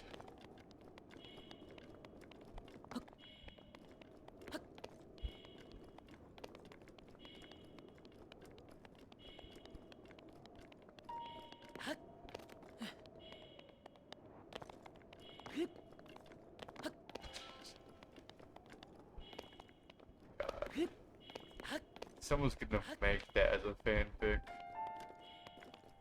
And I almost want to see what that is like. Like, this is Zelda. Bitch Link. Or the Legend of Bitch Link, yeah. Oh, it's gonna be the Legend of Bitch Link. Bitch Link 2. The Bitching. Fighting about, like... how Pana is now complaining as well. She get go very quickly. She'd run out of carrots.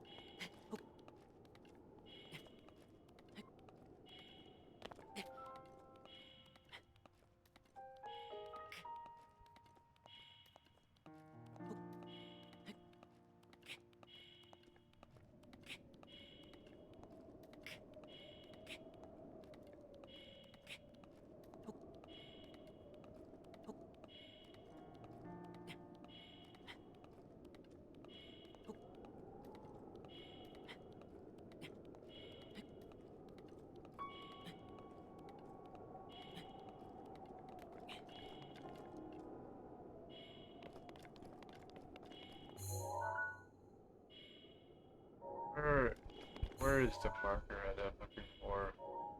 Or is it just not in render distance? Probably not in render distance.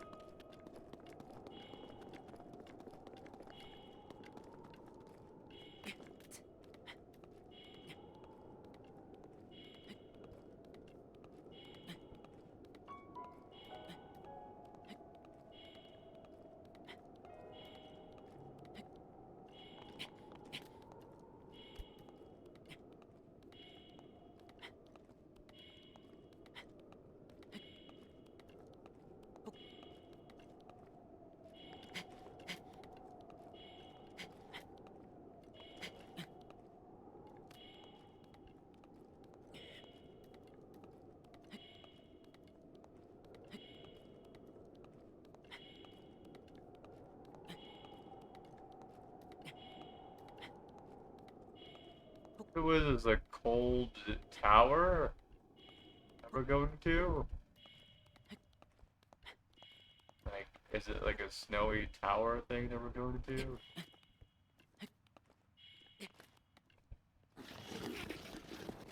Link, just run forward.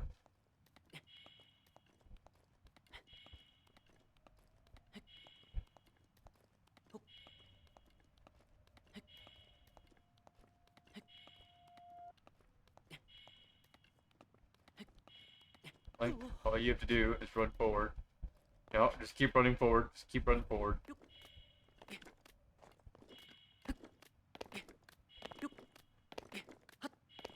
No. Come on, Link. You got this. Get the energy back. It's the most quirkiest thing ever, but it works. Like, look at his stamina go back up. Most quirkiest darn thing to do. You can do it. Stamina back. Helps a lot. This is why people complain a lot about the game and its stamina issues.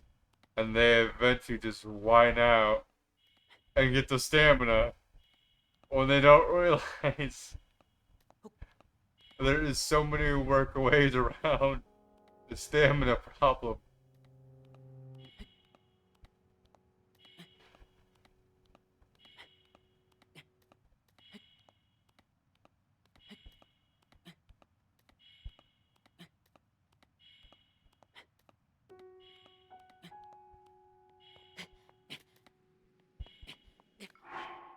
Oh no, Link.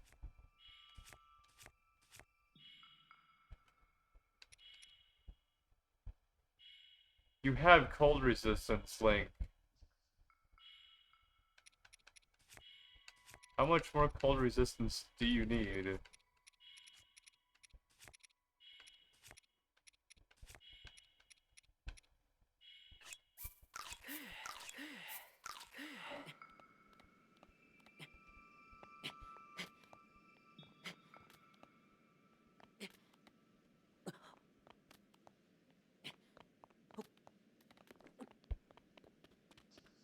Oh no.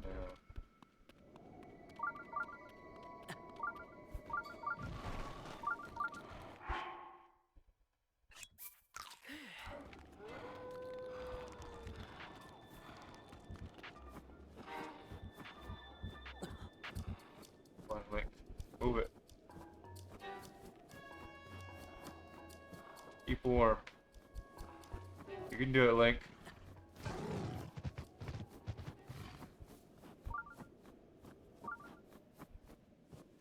Oh my god.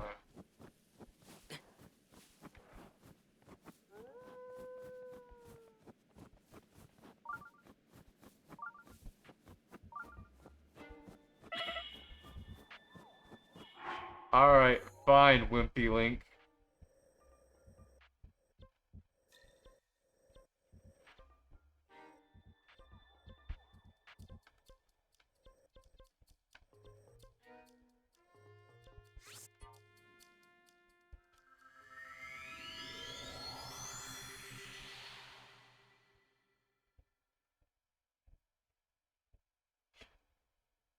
The Link doesn't like it up there. Oh well. We'll probably get to the last one next stream then for that one. If we ever do go back to this game, but chances are not. Stuff that's happening around here.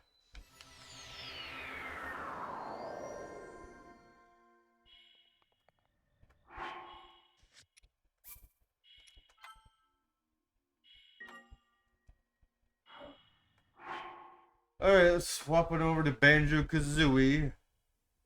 Give me a minute, chat.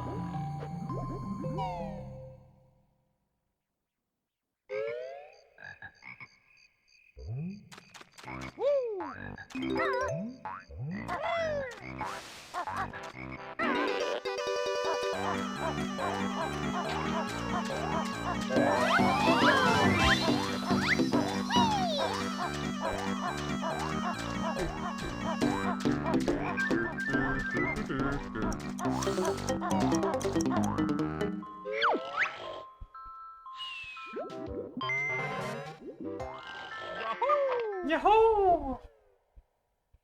What kind of game this is? Wonder. Oh, of course.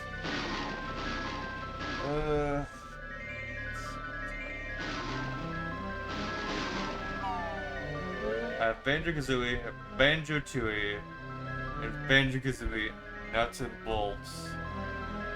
We might try if we can get 360 or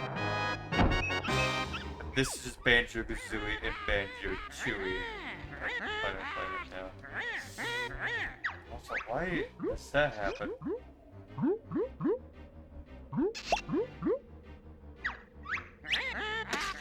Is it because of the stretching?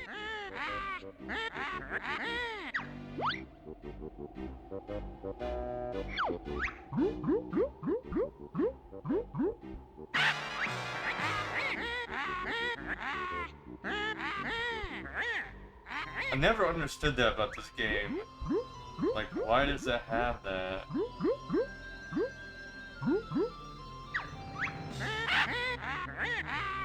I don't know if it's because of the way it renders. I think it's because of the way it renders. Because of scan lines. It's basically like guess they utilize the scan lines as a way to like help with the memory resourcing. They utilize like certain lines of the screen where they just erase the pixels that way. It's not like as hard as the hardware or what's going on. Yeah, if he's up there, it's not doing anything. Oh, now it is.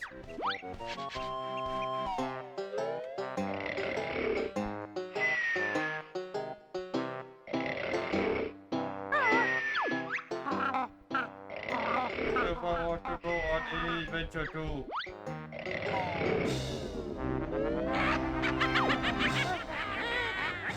You think she's fairer than me? I'll steal her looks and she'll be. Where is this boy? I can't see him. Up there in the sky. No.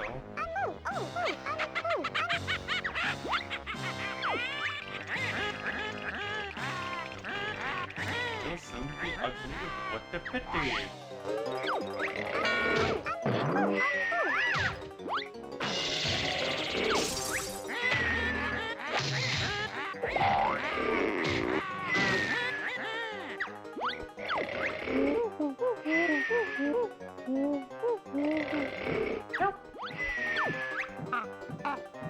Right, there we go.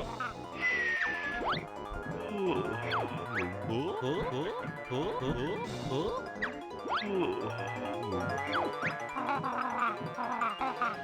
done.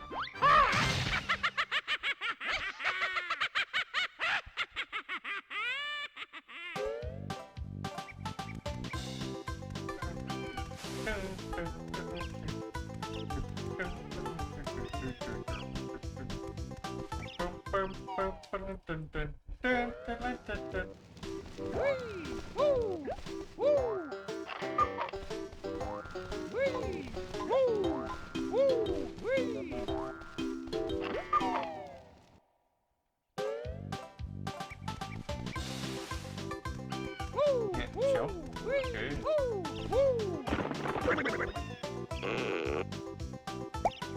The bottles.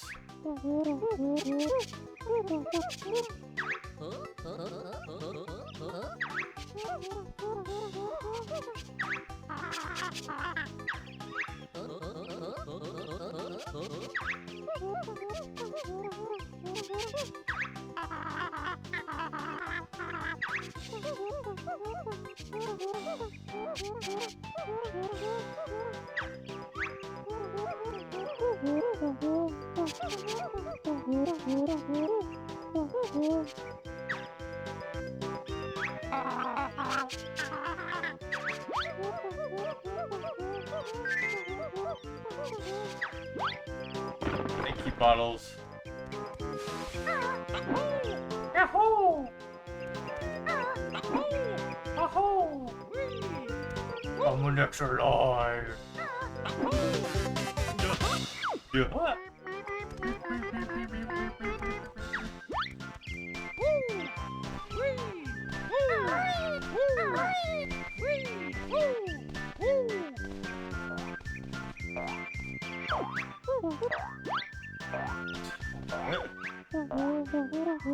Not helping you. Don't need any help.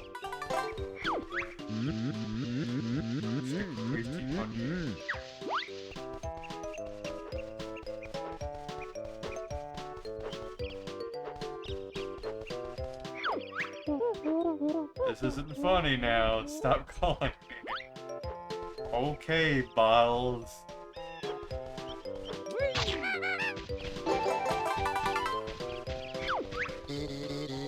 I'm with extra honey cookies for the next 6 of us. Cookie shredders. This is your last warning. Don't do it again. You've asked for this. I'm erasing your game pack. 3, 2, No, we're sorry, Bottles, and we won't do it again. Okay, let's get on with the Stop wasting time, Bandit. How?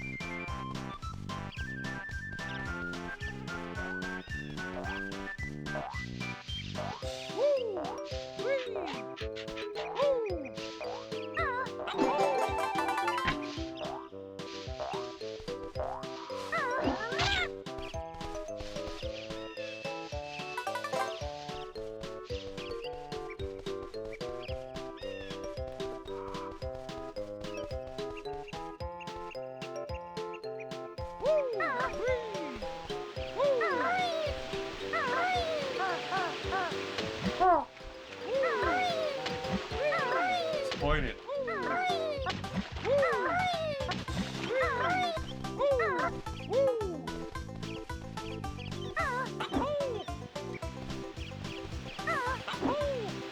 Yahoo!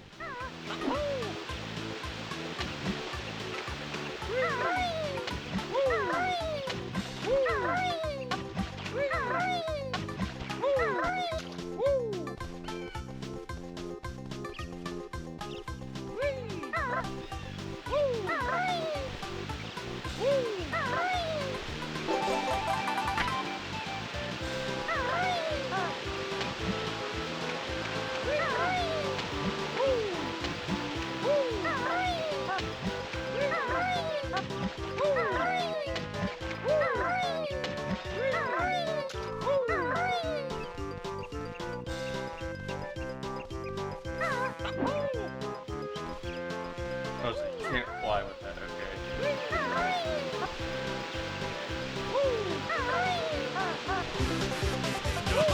Yeah.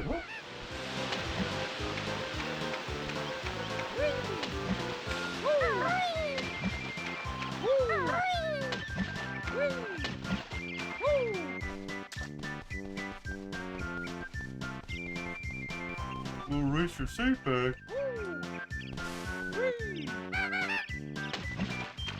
I hate to tell you this bottles, but the save pack has nothing to do with this game. Could. If someone doesn't have a save pack in, good luck.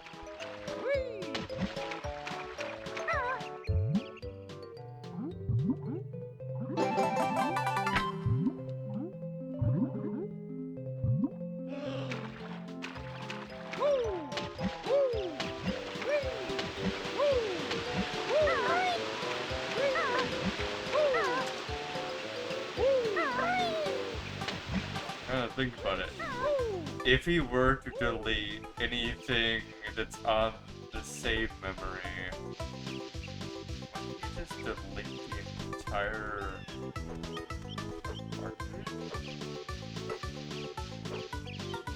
or no wait, because it's an SRAM, that's right, because everything's on the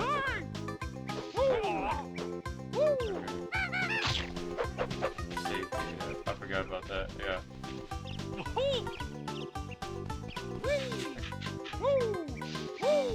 Just necessarily.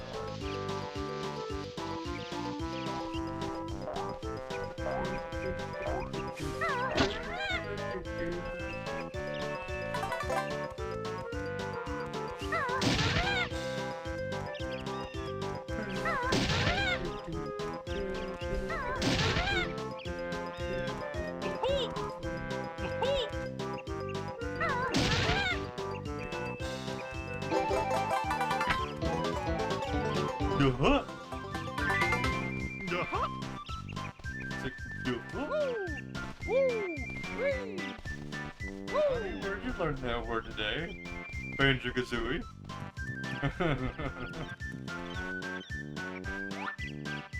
What did he do? He went, the fuck?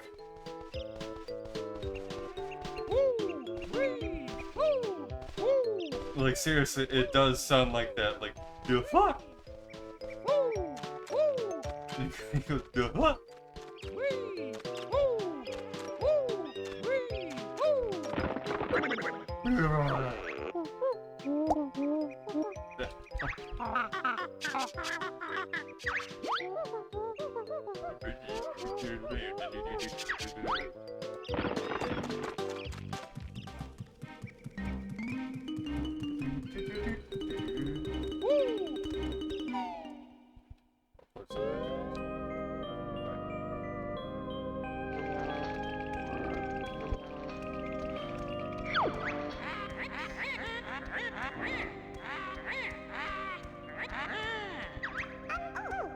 Let me go, you fat hag.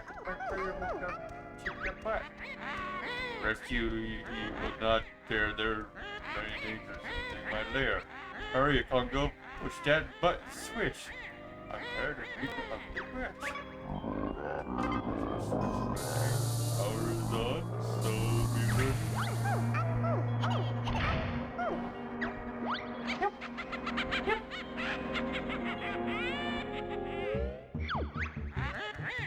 There he is. Fun begin. My tricks and traps will soon begin. See who wins. I think will soon begin. Hey, it's a me,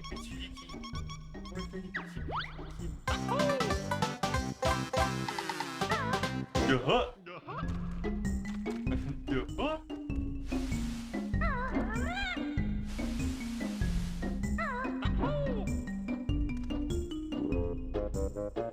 I swear there was a button for that. Probably like Talon Trot.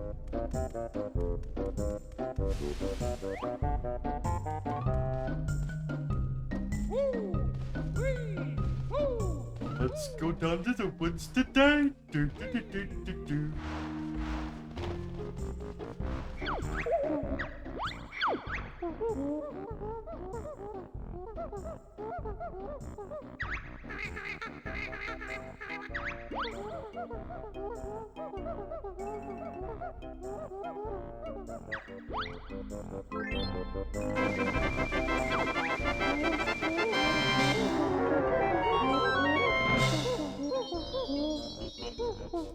Open. Oh, such an easy thing. You're it. And you're a foul twit.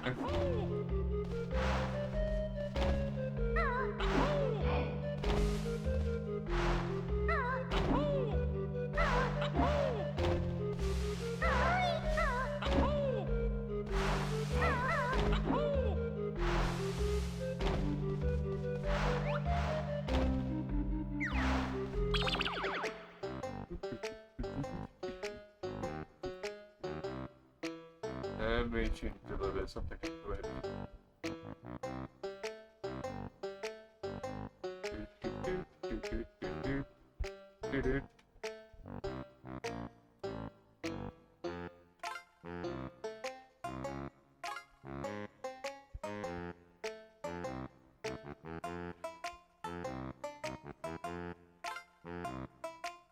Hopefully that updates on this side as well.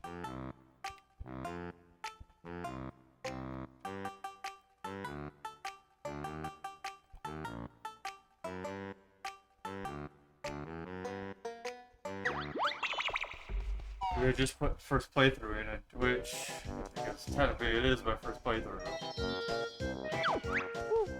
I didn't do that earlier. What? Oh no. I'll explain.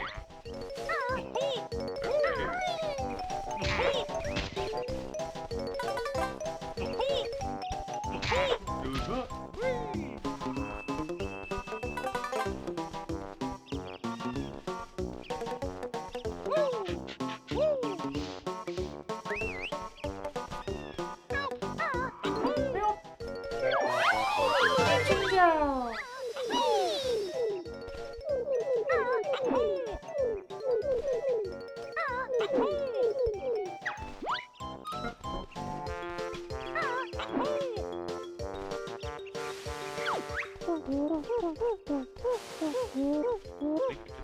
Yeah, okay.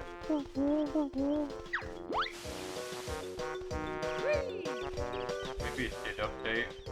It just doesn't automatically change. There, unless you reload.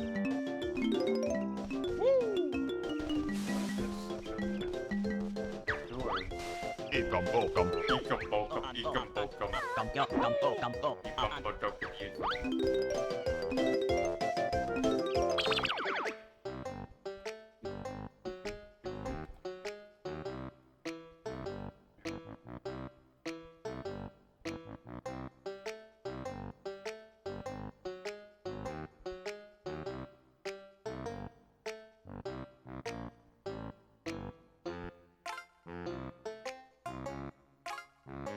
Oh, I see what I did.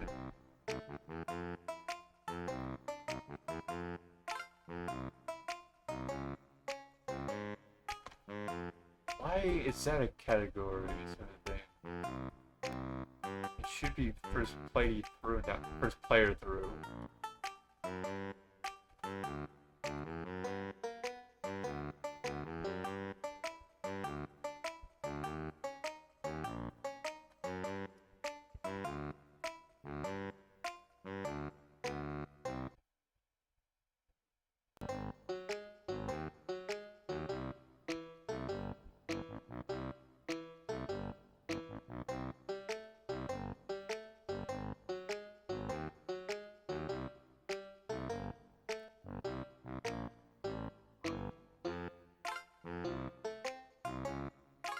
There. That should fix it.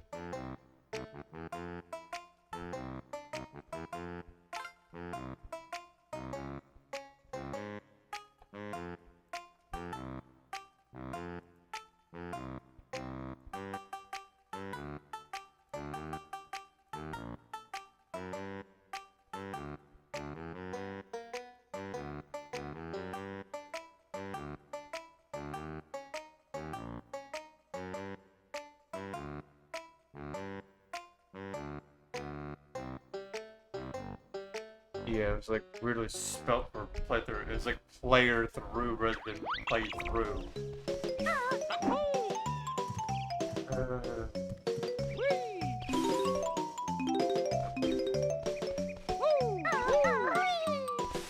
I can't blame him for like misspelling it, but then there's also spell it for.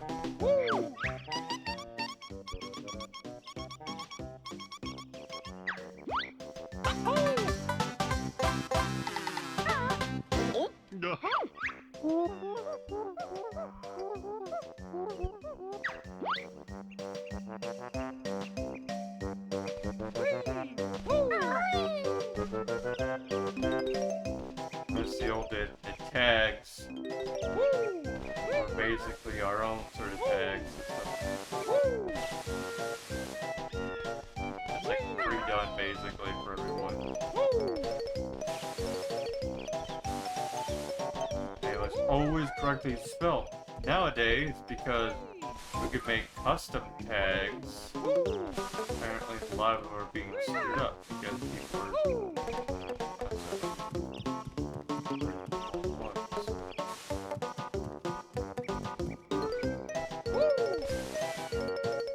rather than allowing us to make our own tags or our own channels, but also being able to use the pre-built ones.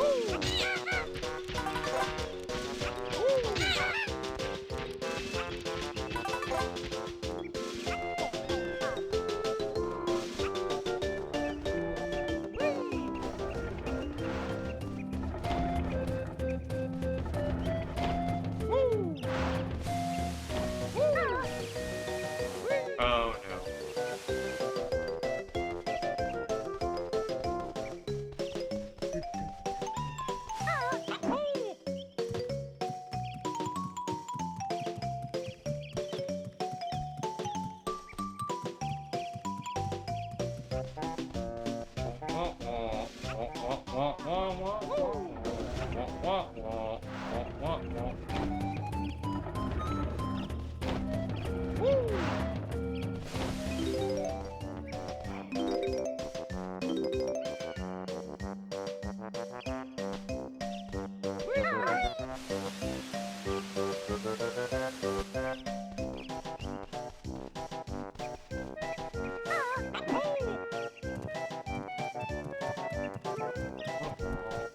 Wah, wah.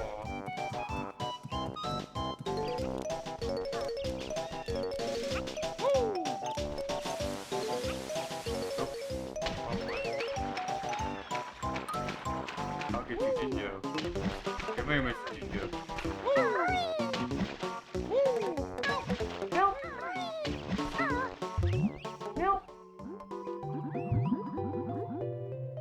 Sorry, but Kasui says no.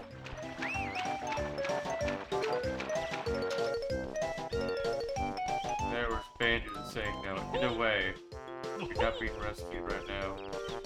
Because they refuse to jump out of the water and just basically climb in everything.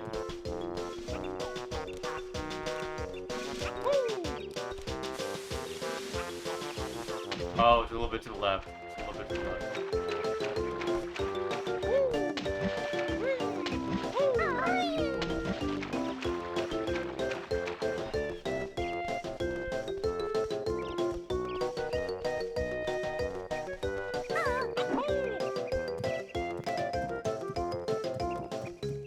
Yeah, because it's right here, so...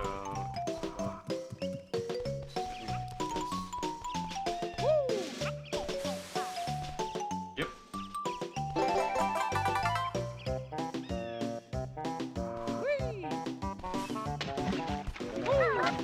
Look! Not my fault, man.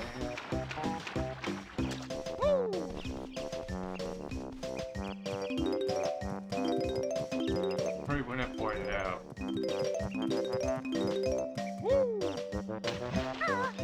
Personally. I know you're streaming. It's like, look, I've been streaming the game from the beginning. You can't pull that joke on me.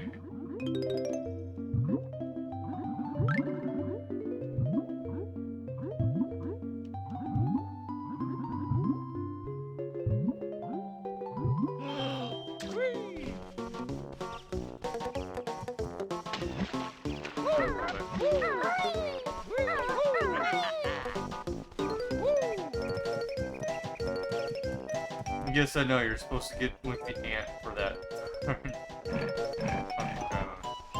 But it doesn't say that you can't go the other way for doing that. The reason I know that is because, like, watch somebody play this. Like, well, technically, all you have to do is slide down. The game does force you to slide on that.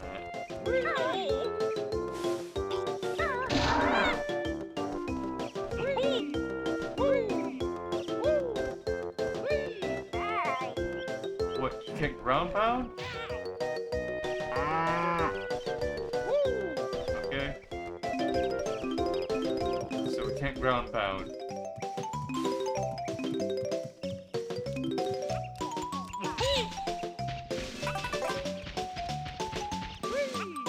I wonder why we can't get rid of the ball.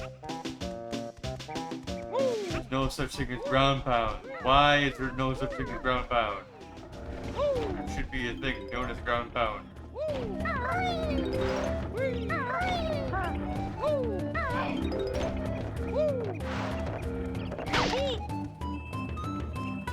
Sorry. You can't speak when I smash you open. Too quick. Ikam-bokam. Ikam-bokam, ikam-bokam, oogla, oogla. Ikam-bokam, ikam-bokam, oogla, oogla. Ikam-bokam. Ikam-bokam, ikam-bokam, oogla, Ukula, Ikaboka, Ikaboka. What is Beatbuster? Jumpies.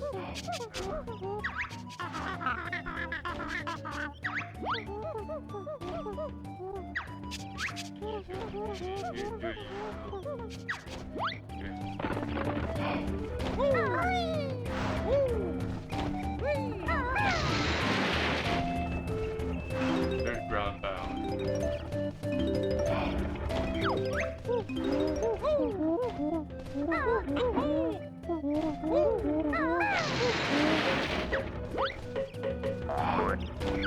Play these eggs. Or the eggs Kazooie can learn to use as ammo.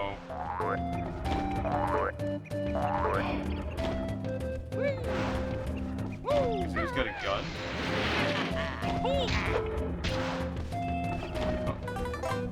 It's a huge surprise. The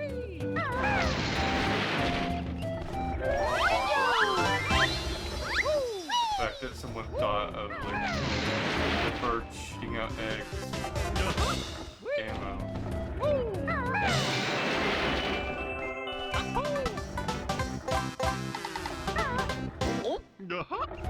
Huh?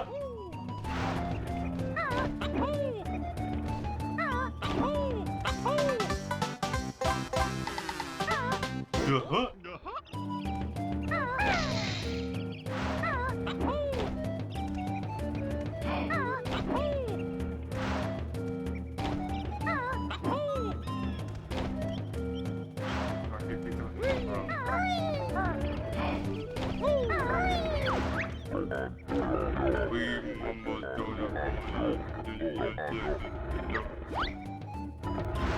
I'm sorry, I have no clue how to treat you with your stones.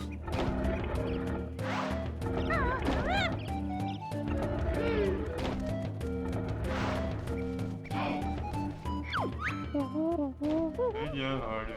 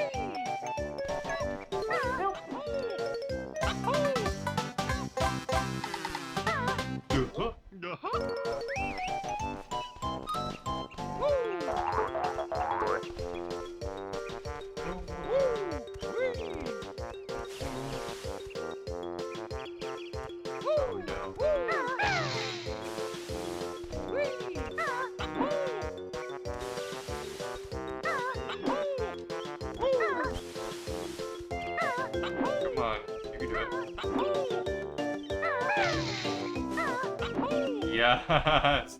I cheated. Love it.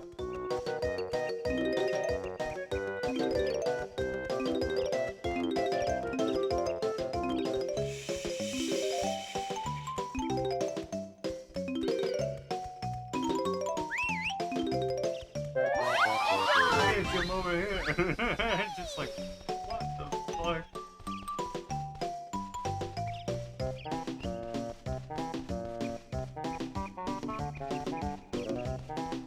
You guys are commanding me. Oh, hey, Bottles. Oh, yeah, you know about the Tailtrot thing? Yeah, well, we just cheated it. Hold Z with left C button. Thank you.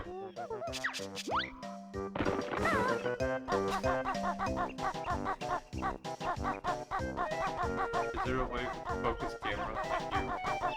Thank you.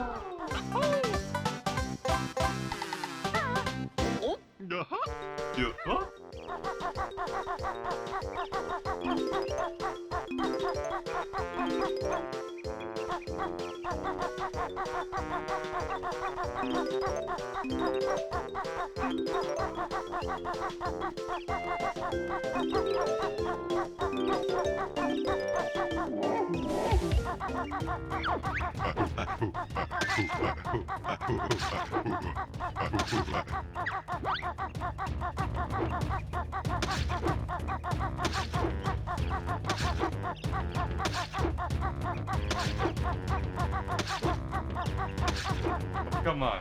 Why are you missing me?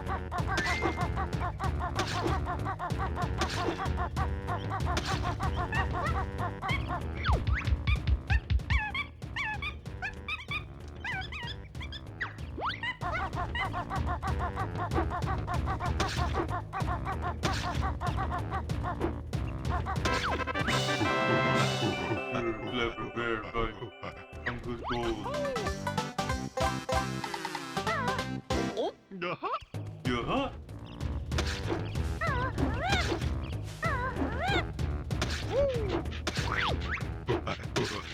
Hey, that Gunga orange. Put it back. Yum, orange, thanks.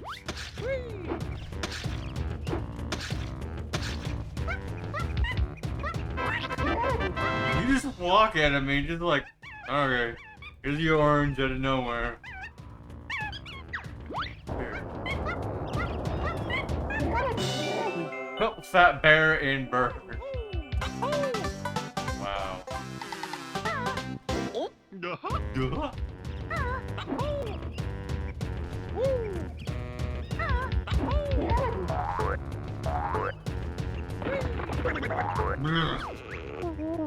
Shake the shit out of his face.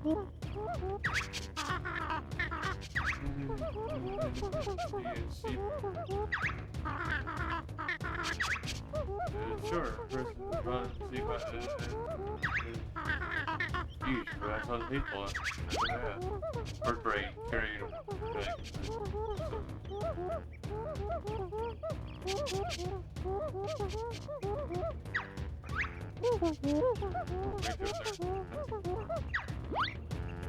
Okay.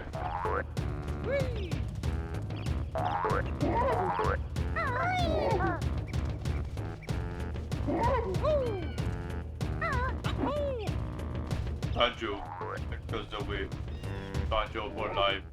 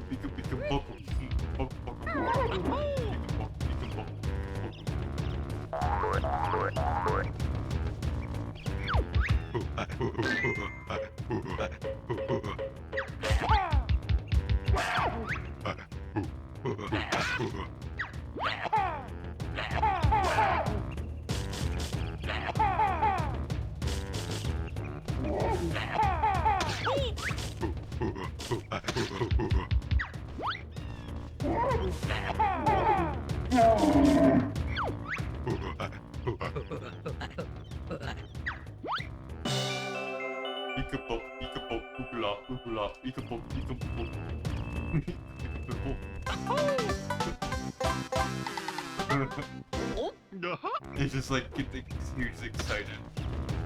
Setting it.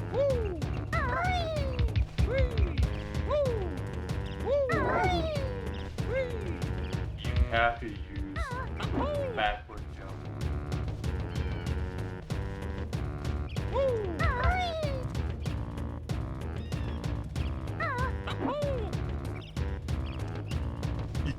Ikambok, oogla, oogla, ikambok, oogla, oogla.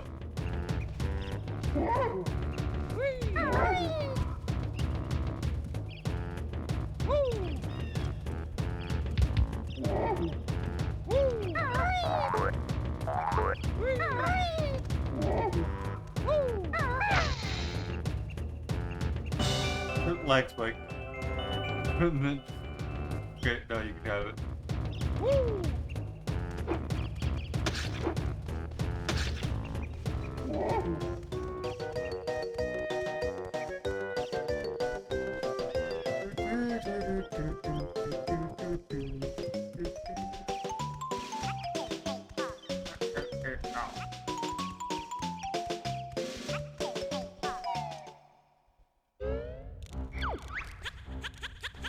ugly, no bears allowed in your tower. Well, Ticker can go away from his tower.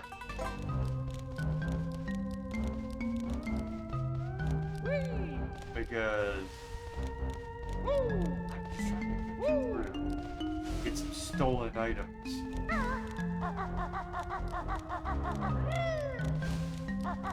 Eat gum, go gum.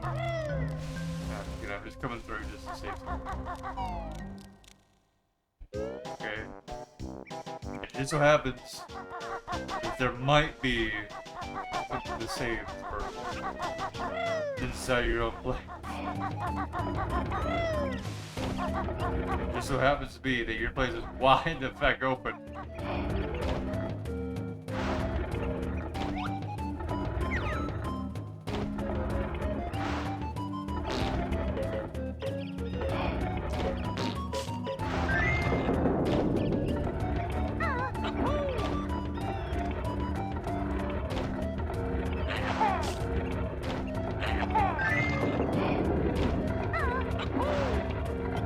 Oh, come on.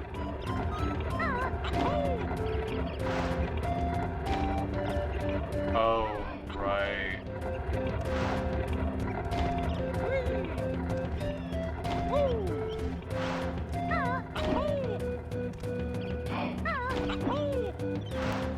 I smashed all the houses up.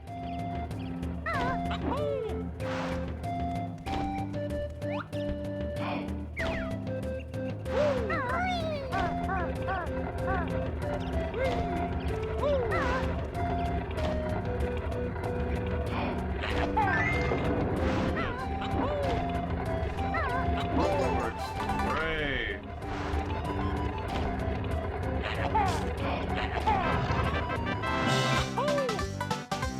Yeah. Uh-huh.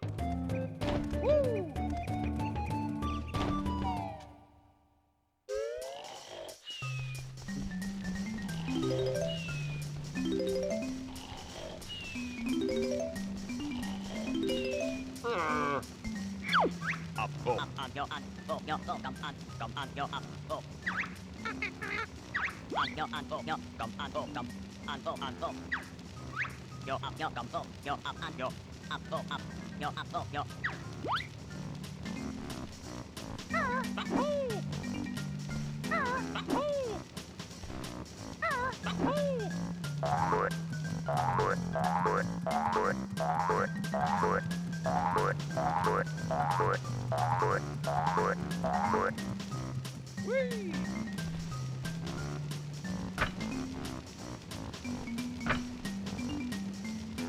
Don't get it.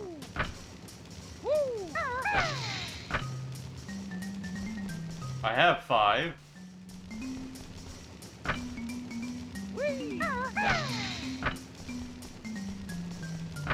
Why is the button not working? Oh, I have to press B.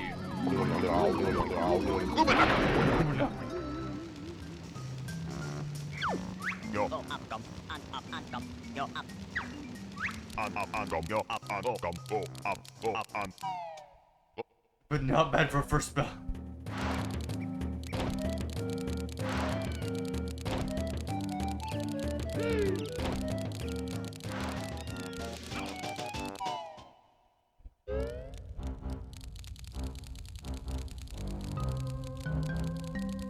Little termite.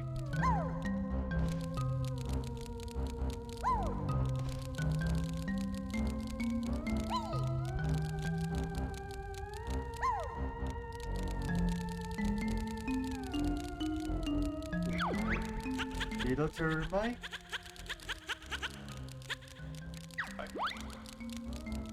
Shorts. Oh, fair point. He doesn't shorts on.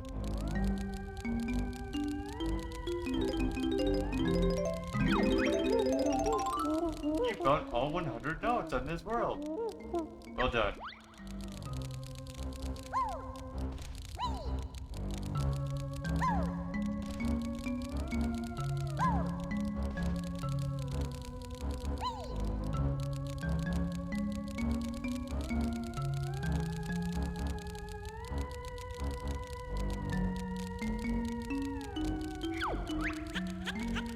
give me that cool backpack or else. Or else what?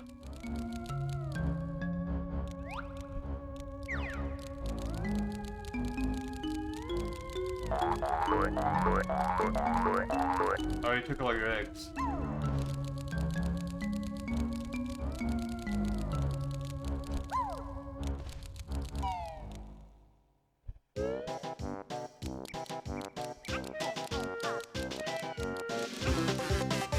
Duh.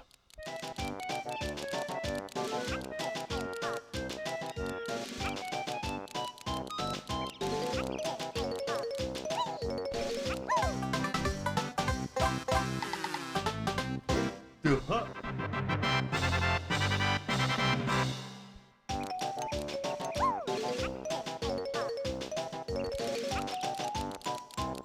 How you don't die from that fall, I do not know.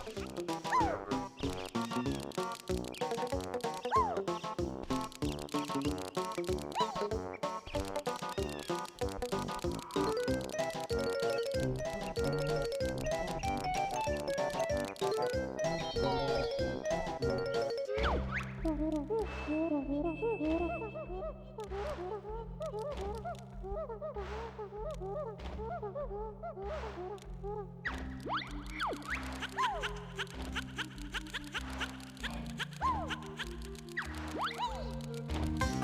Never tell you, where I get the short from. You open the world door.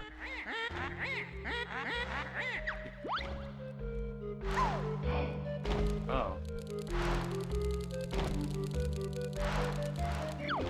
Yo. Well, magic key, we can look at back.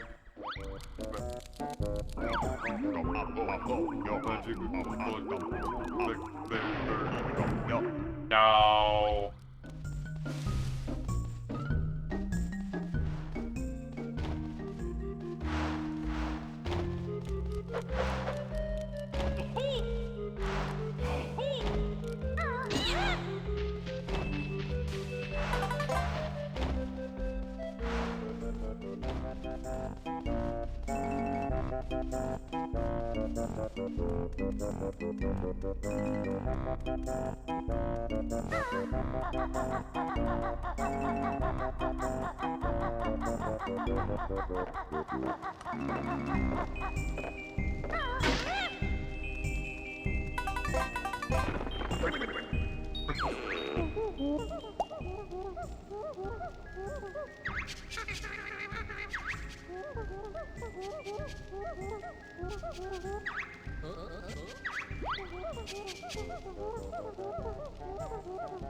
Yeah, whatever. Good enough.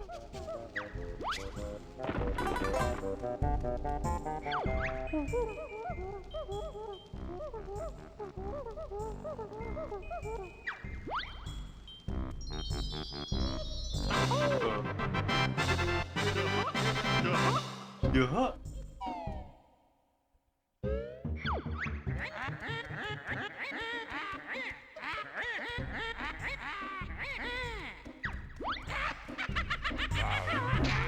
Whatever, Chunky.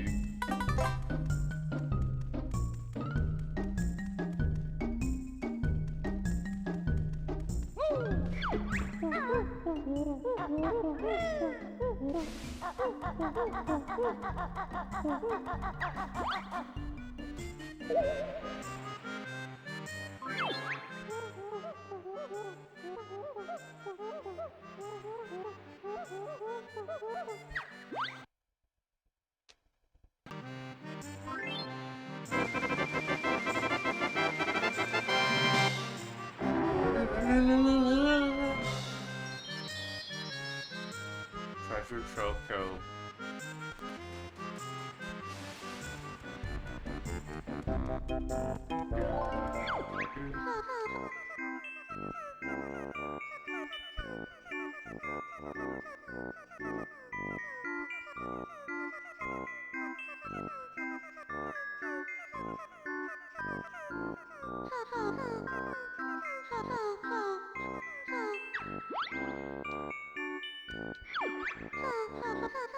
Your toothbrushes your rotten teeth with moldy cheese flavored toothpaste.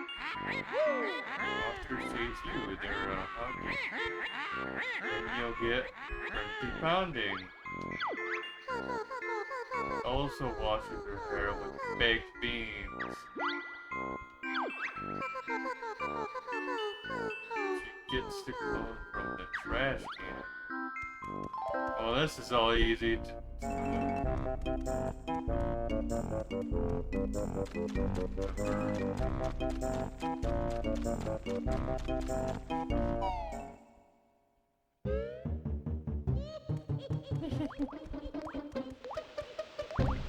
Go down to the woods today. To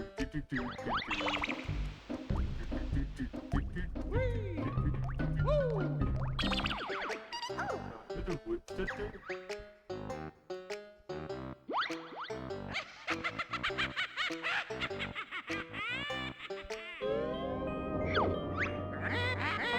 Banjo game ends in my tower. Turn it up. Be full power.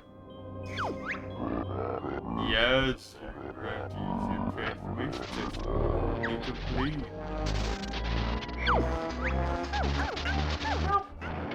I feel funny.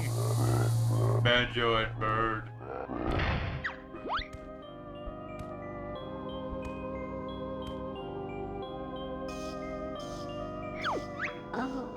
Okay, right. Oh, more missions. Yo, oh, and yo, Rotate and has oh, come and back. and Oh.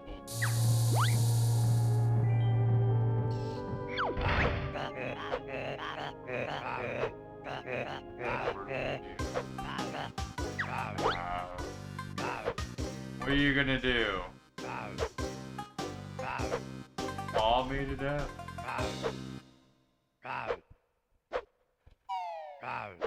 Rawr. Rawr. Rawr. Alright. Basically, we're saving it there. Alright, let's see who we're gonna rate up.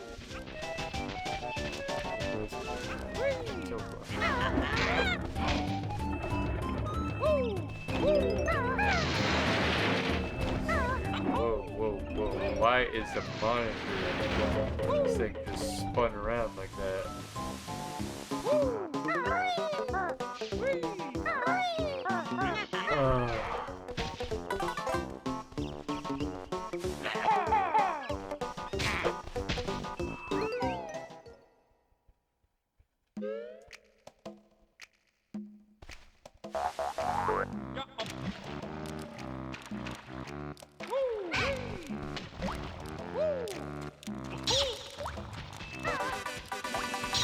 Like usual, because there's nobody really coming by, I'm not really going any further with this game. Because I'm trying to go for affiliate. Let's see here.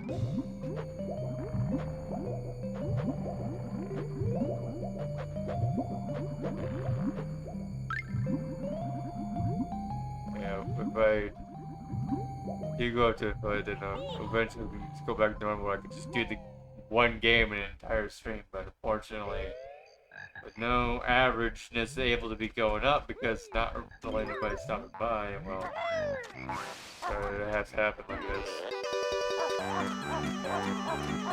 Oh, I'm the only one enjoying. Let's see here. Anybody else alive? What's going on?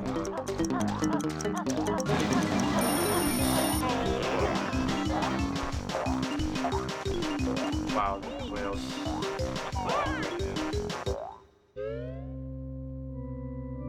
Well, guess I'll end it here, and then we'll probably pick this up in the afternoon. Who knows? Anyways, see you guys later.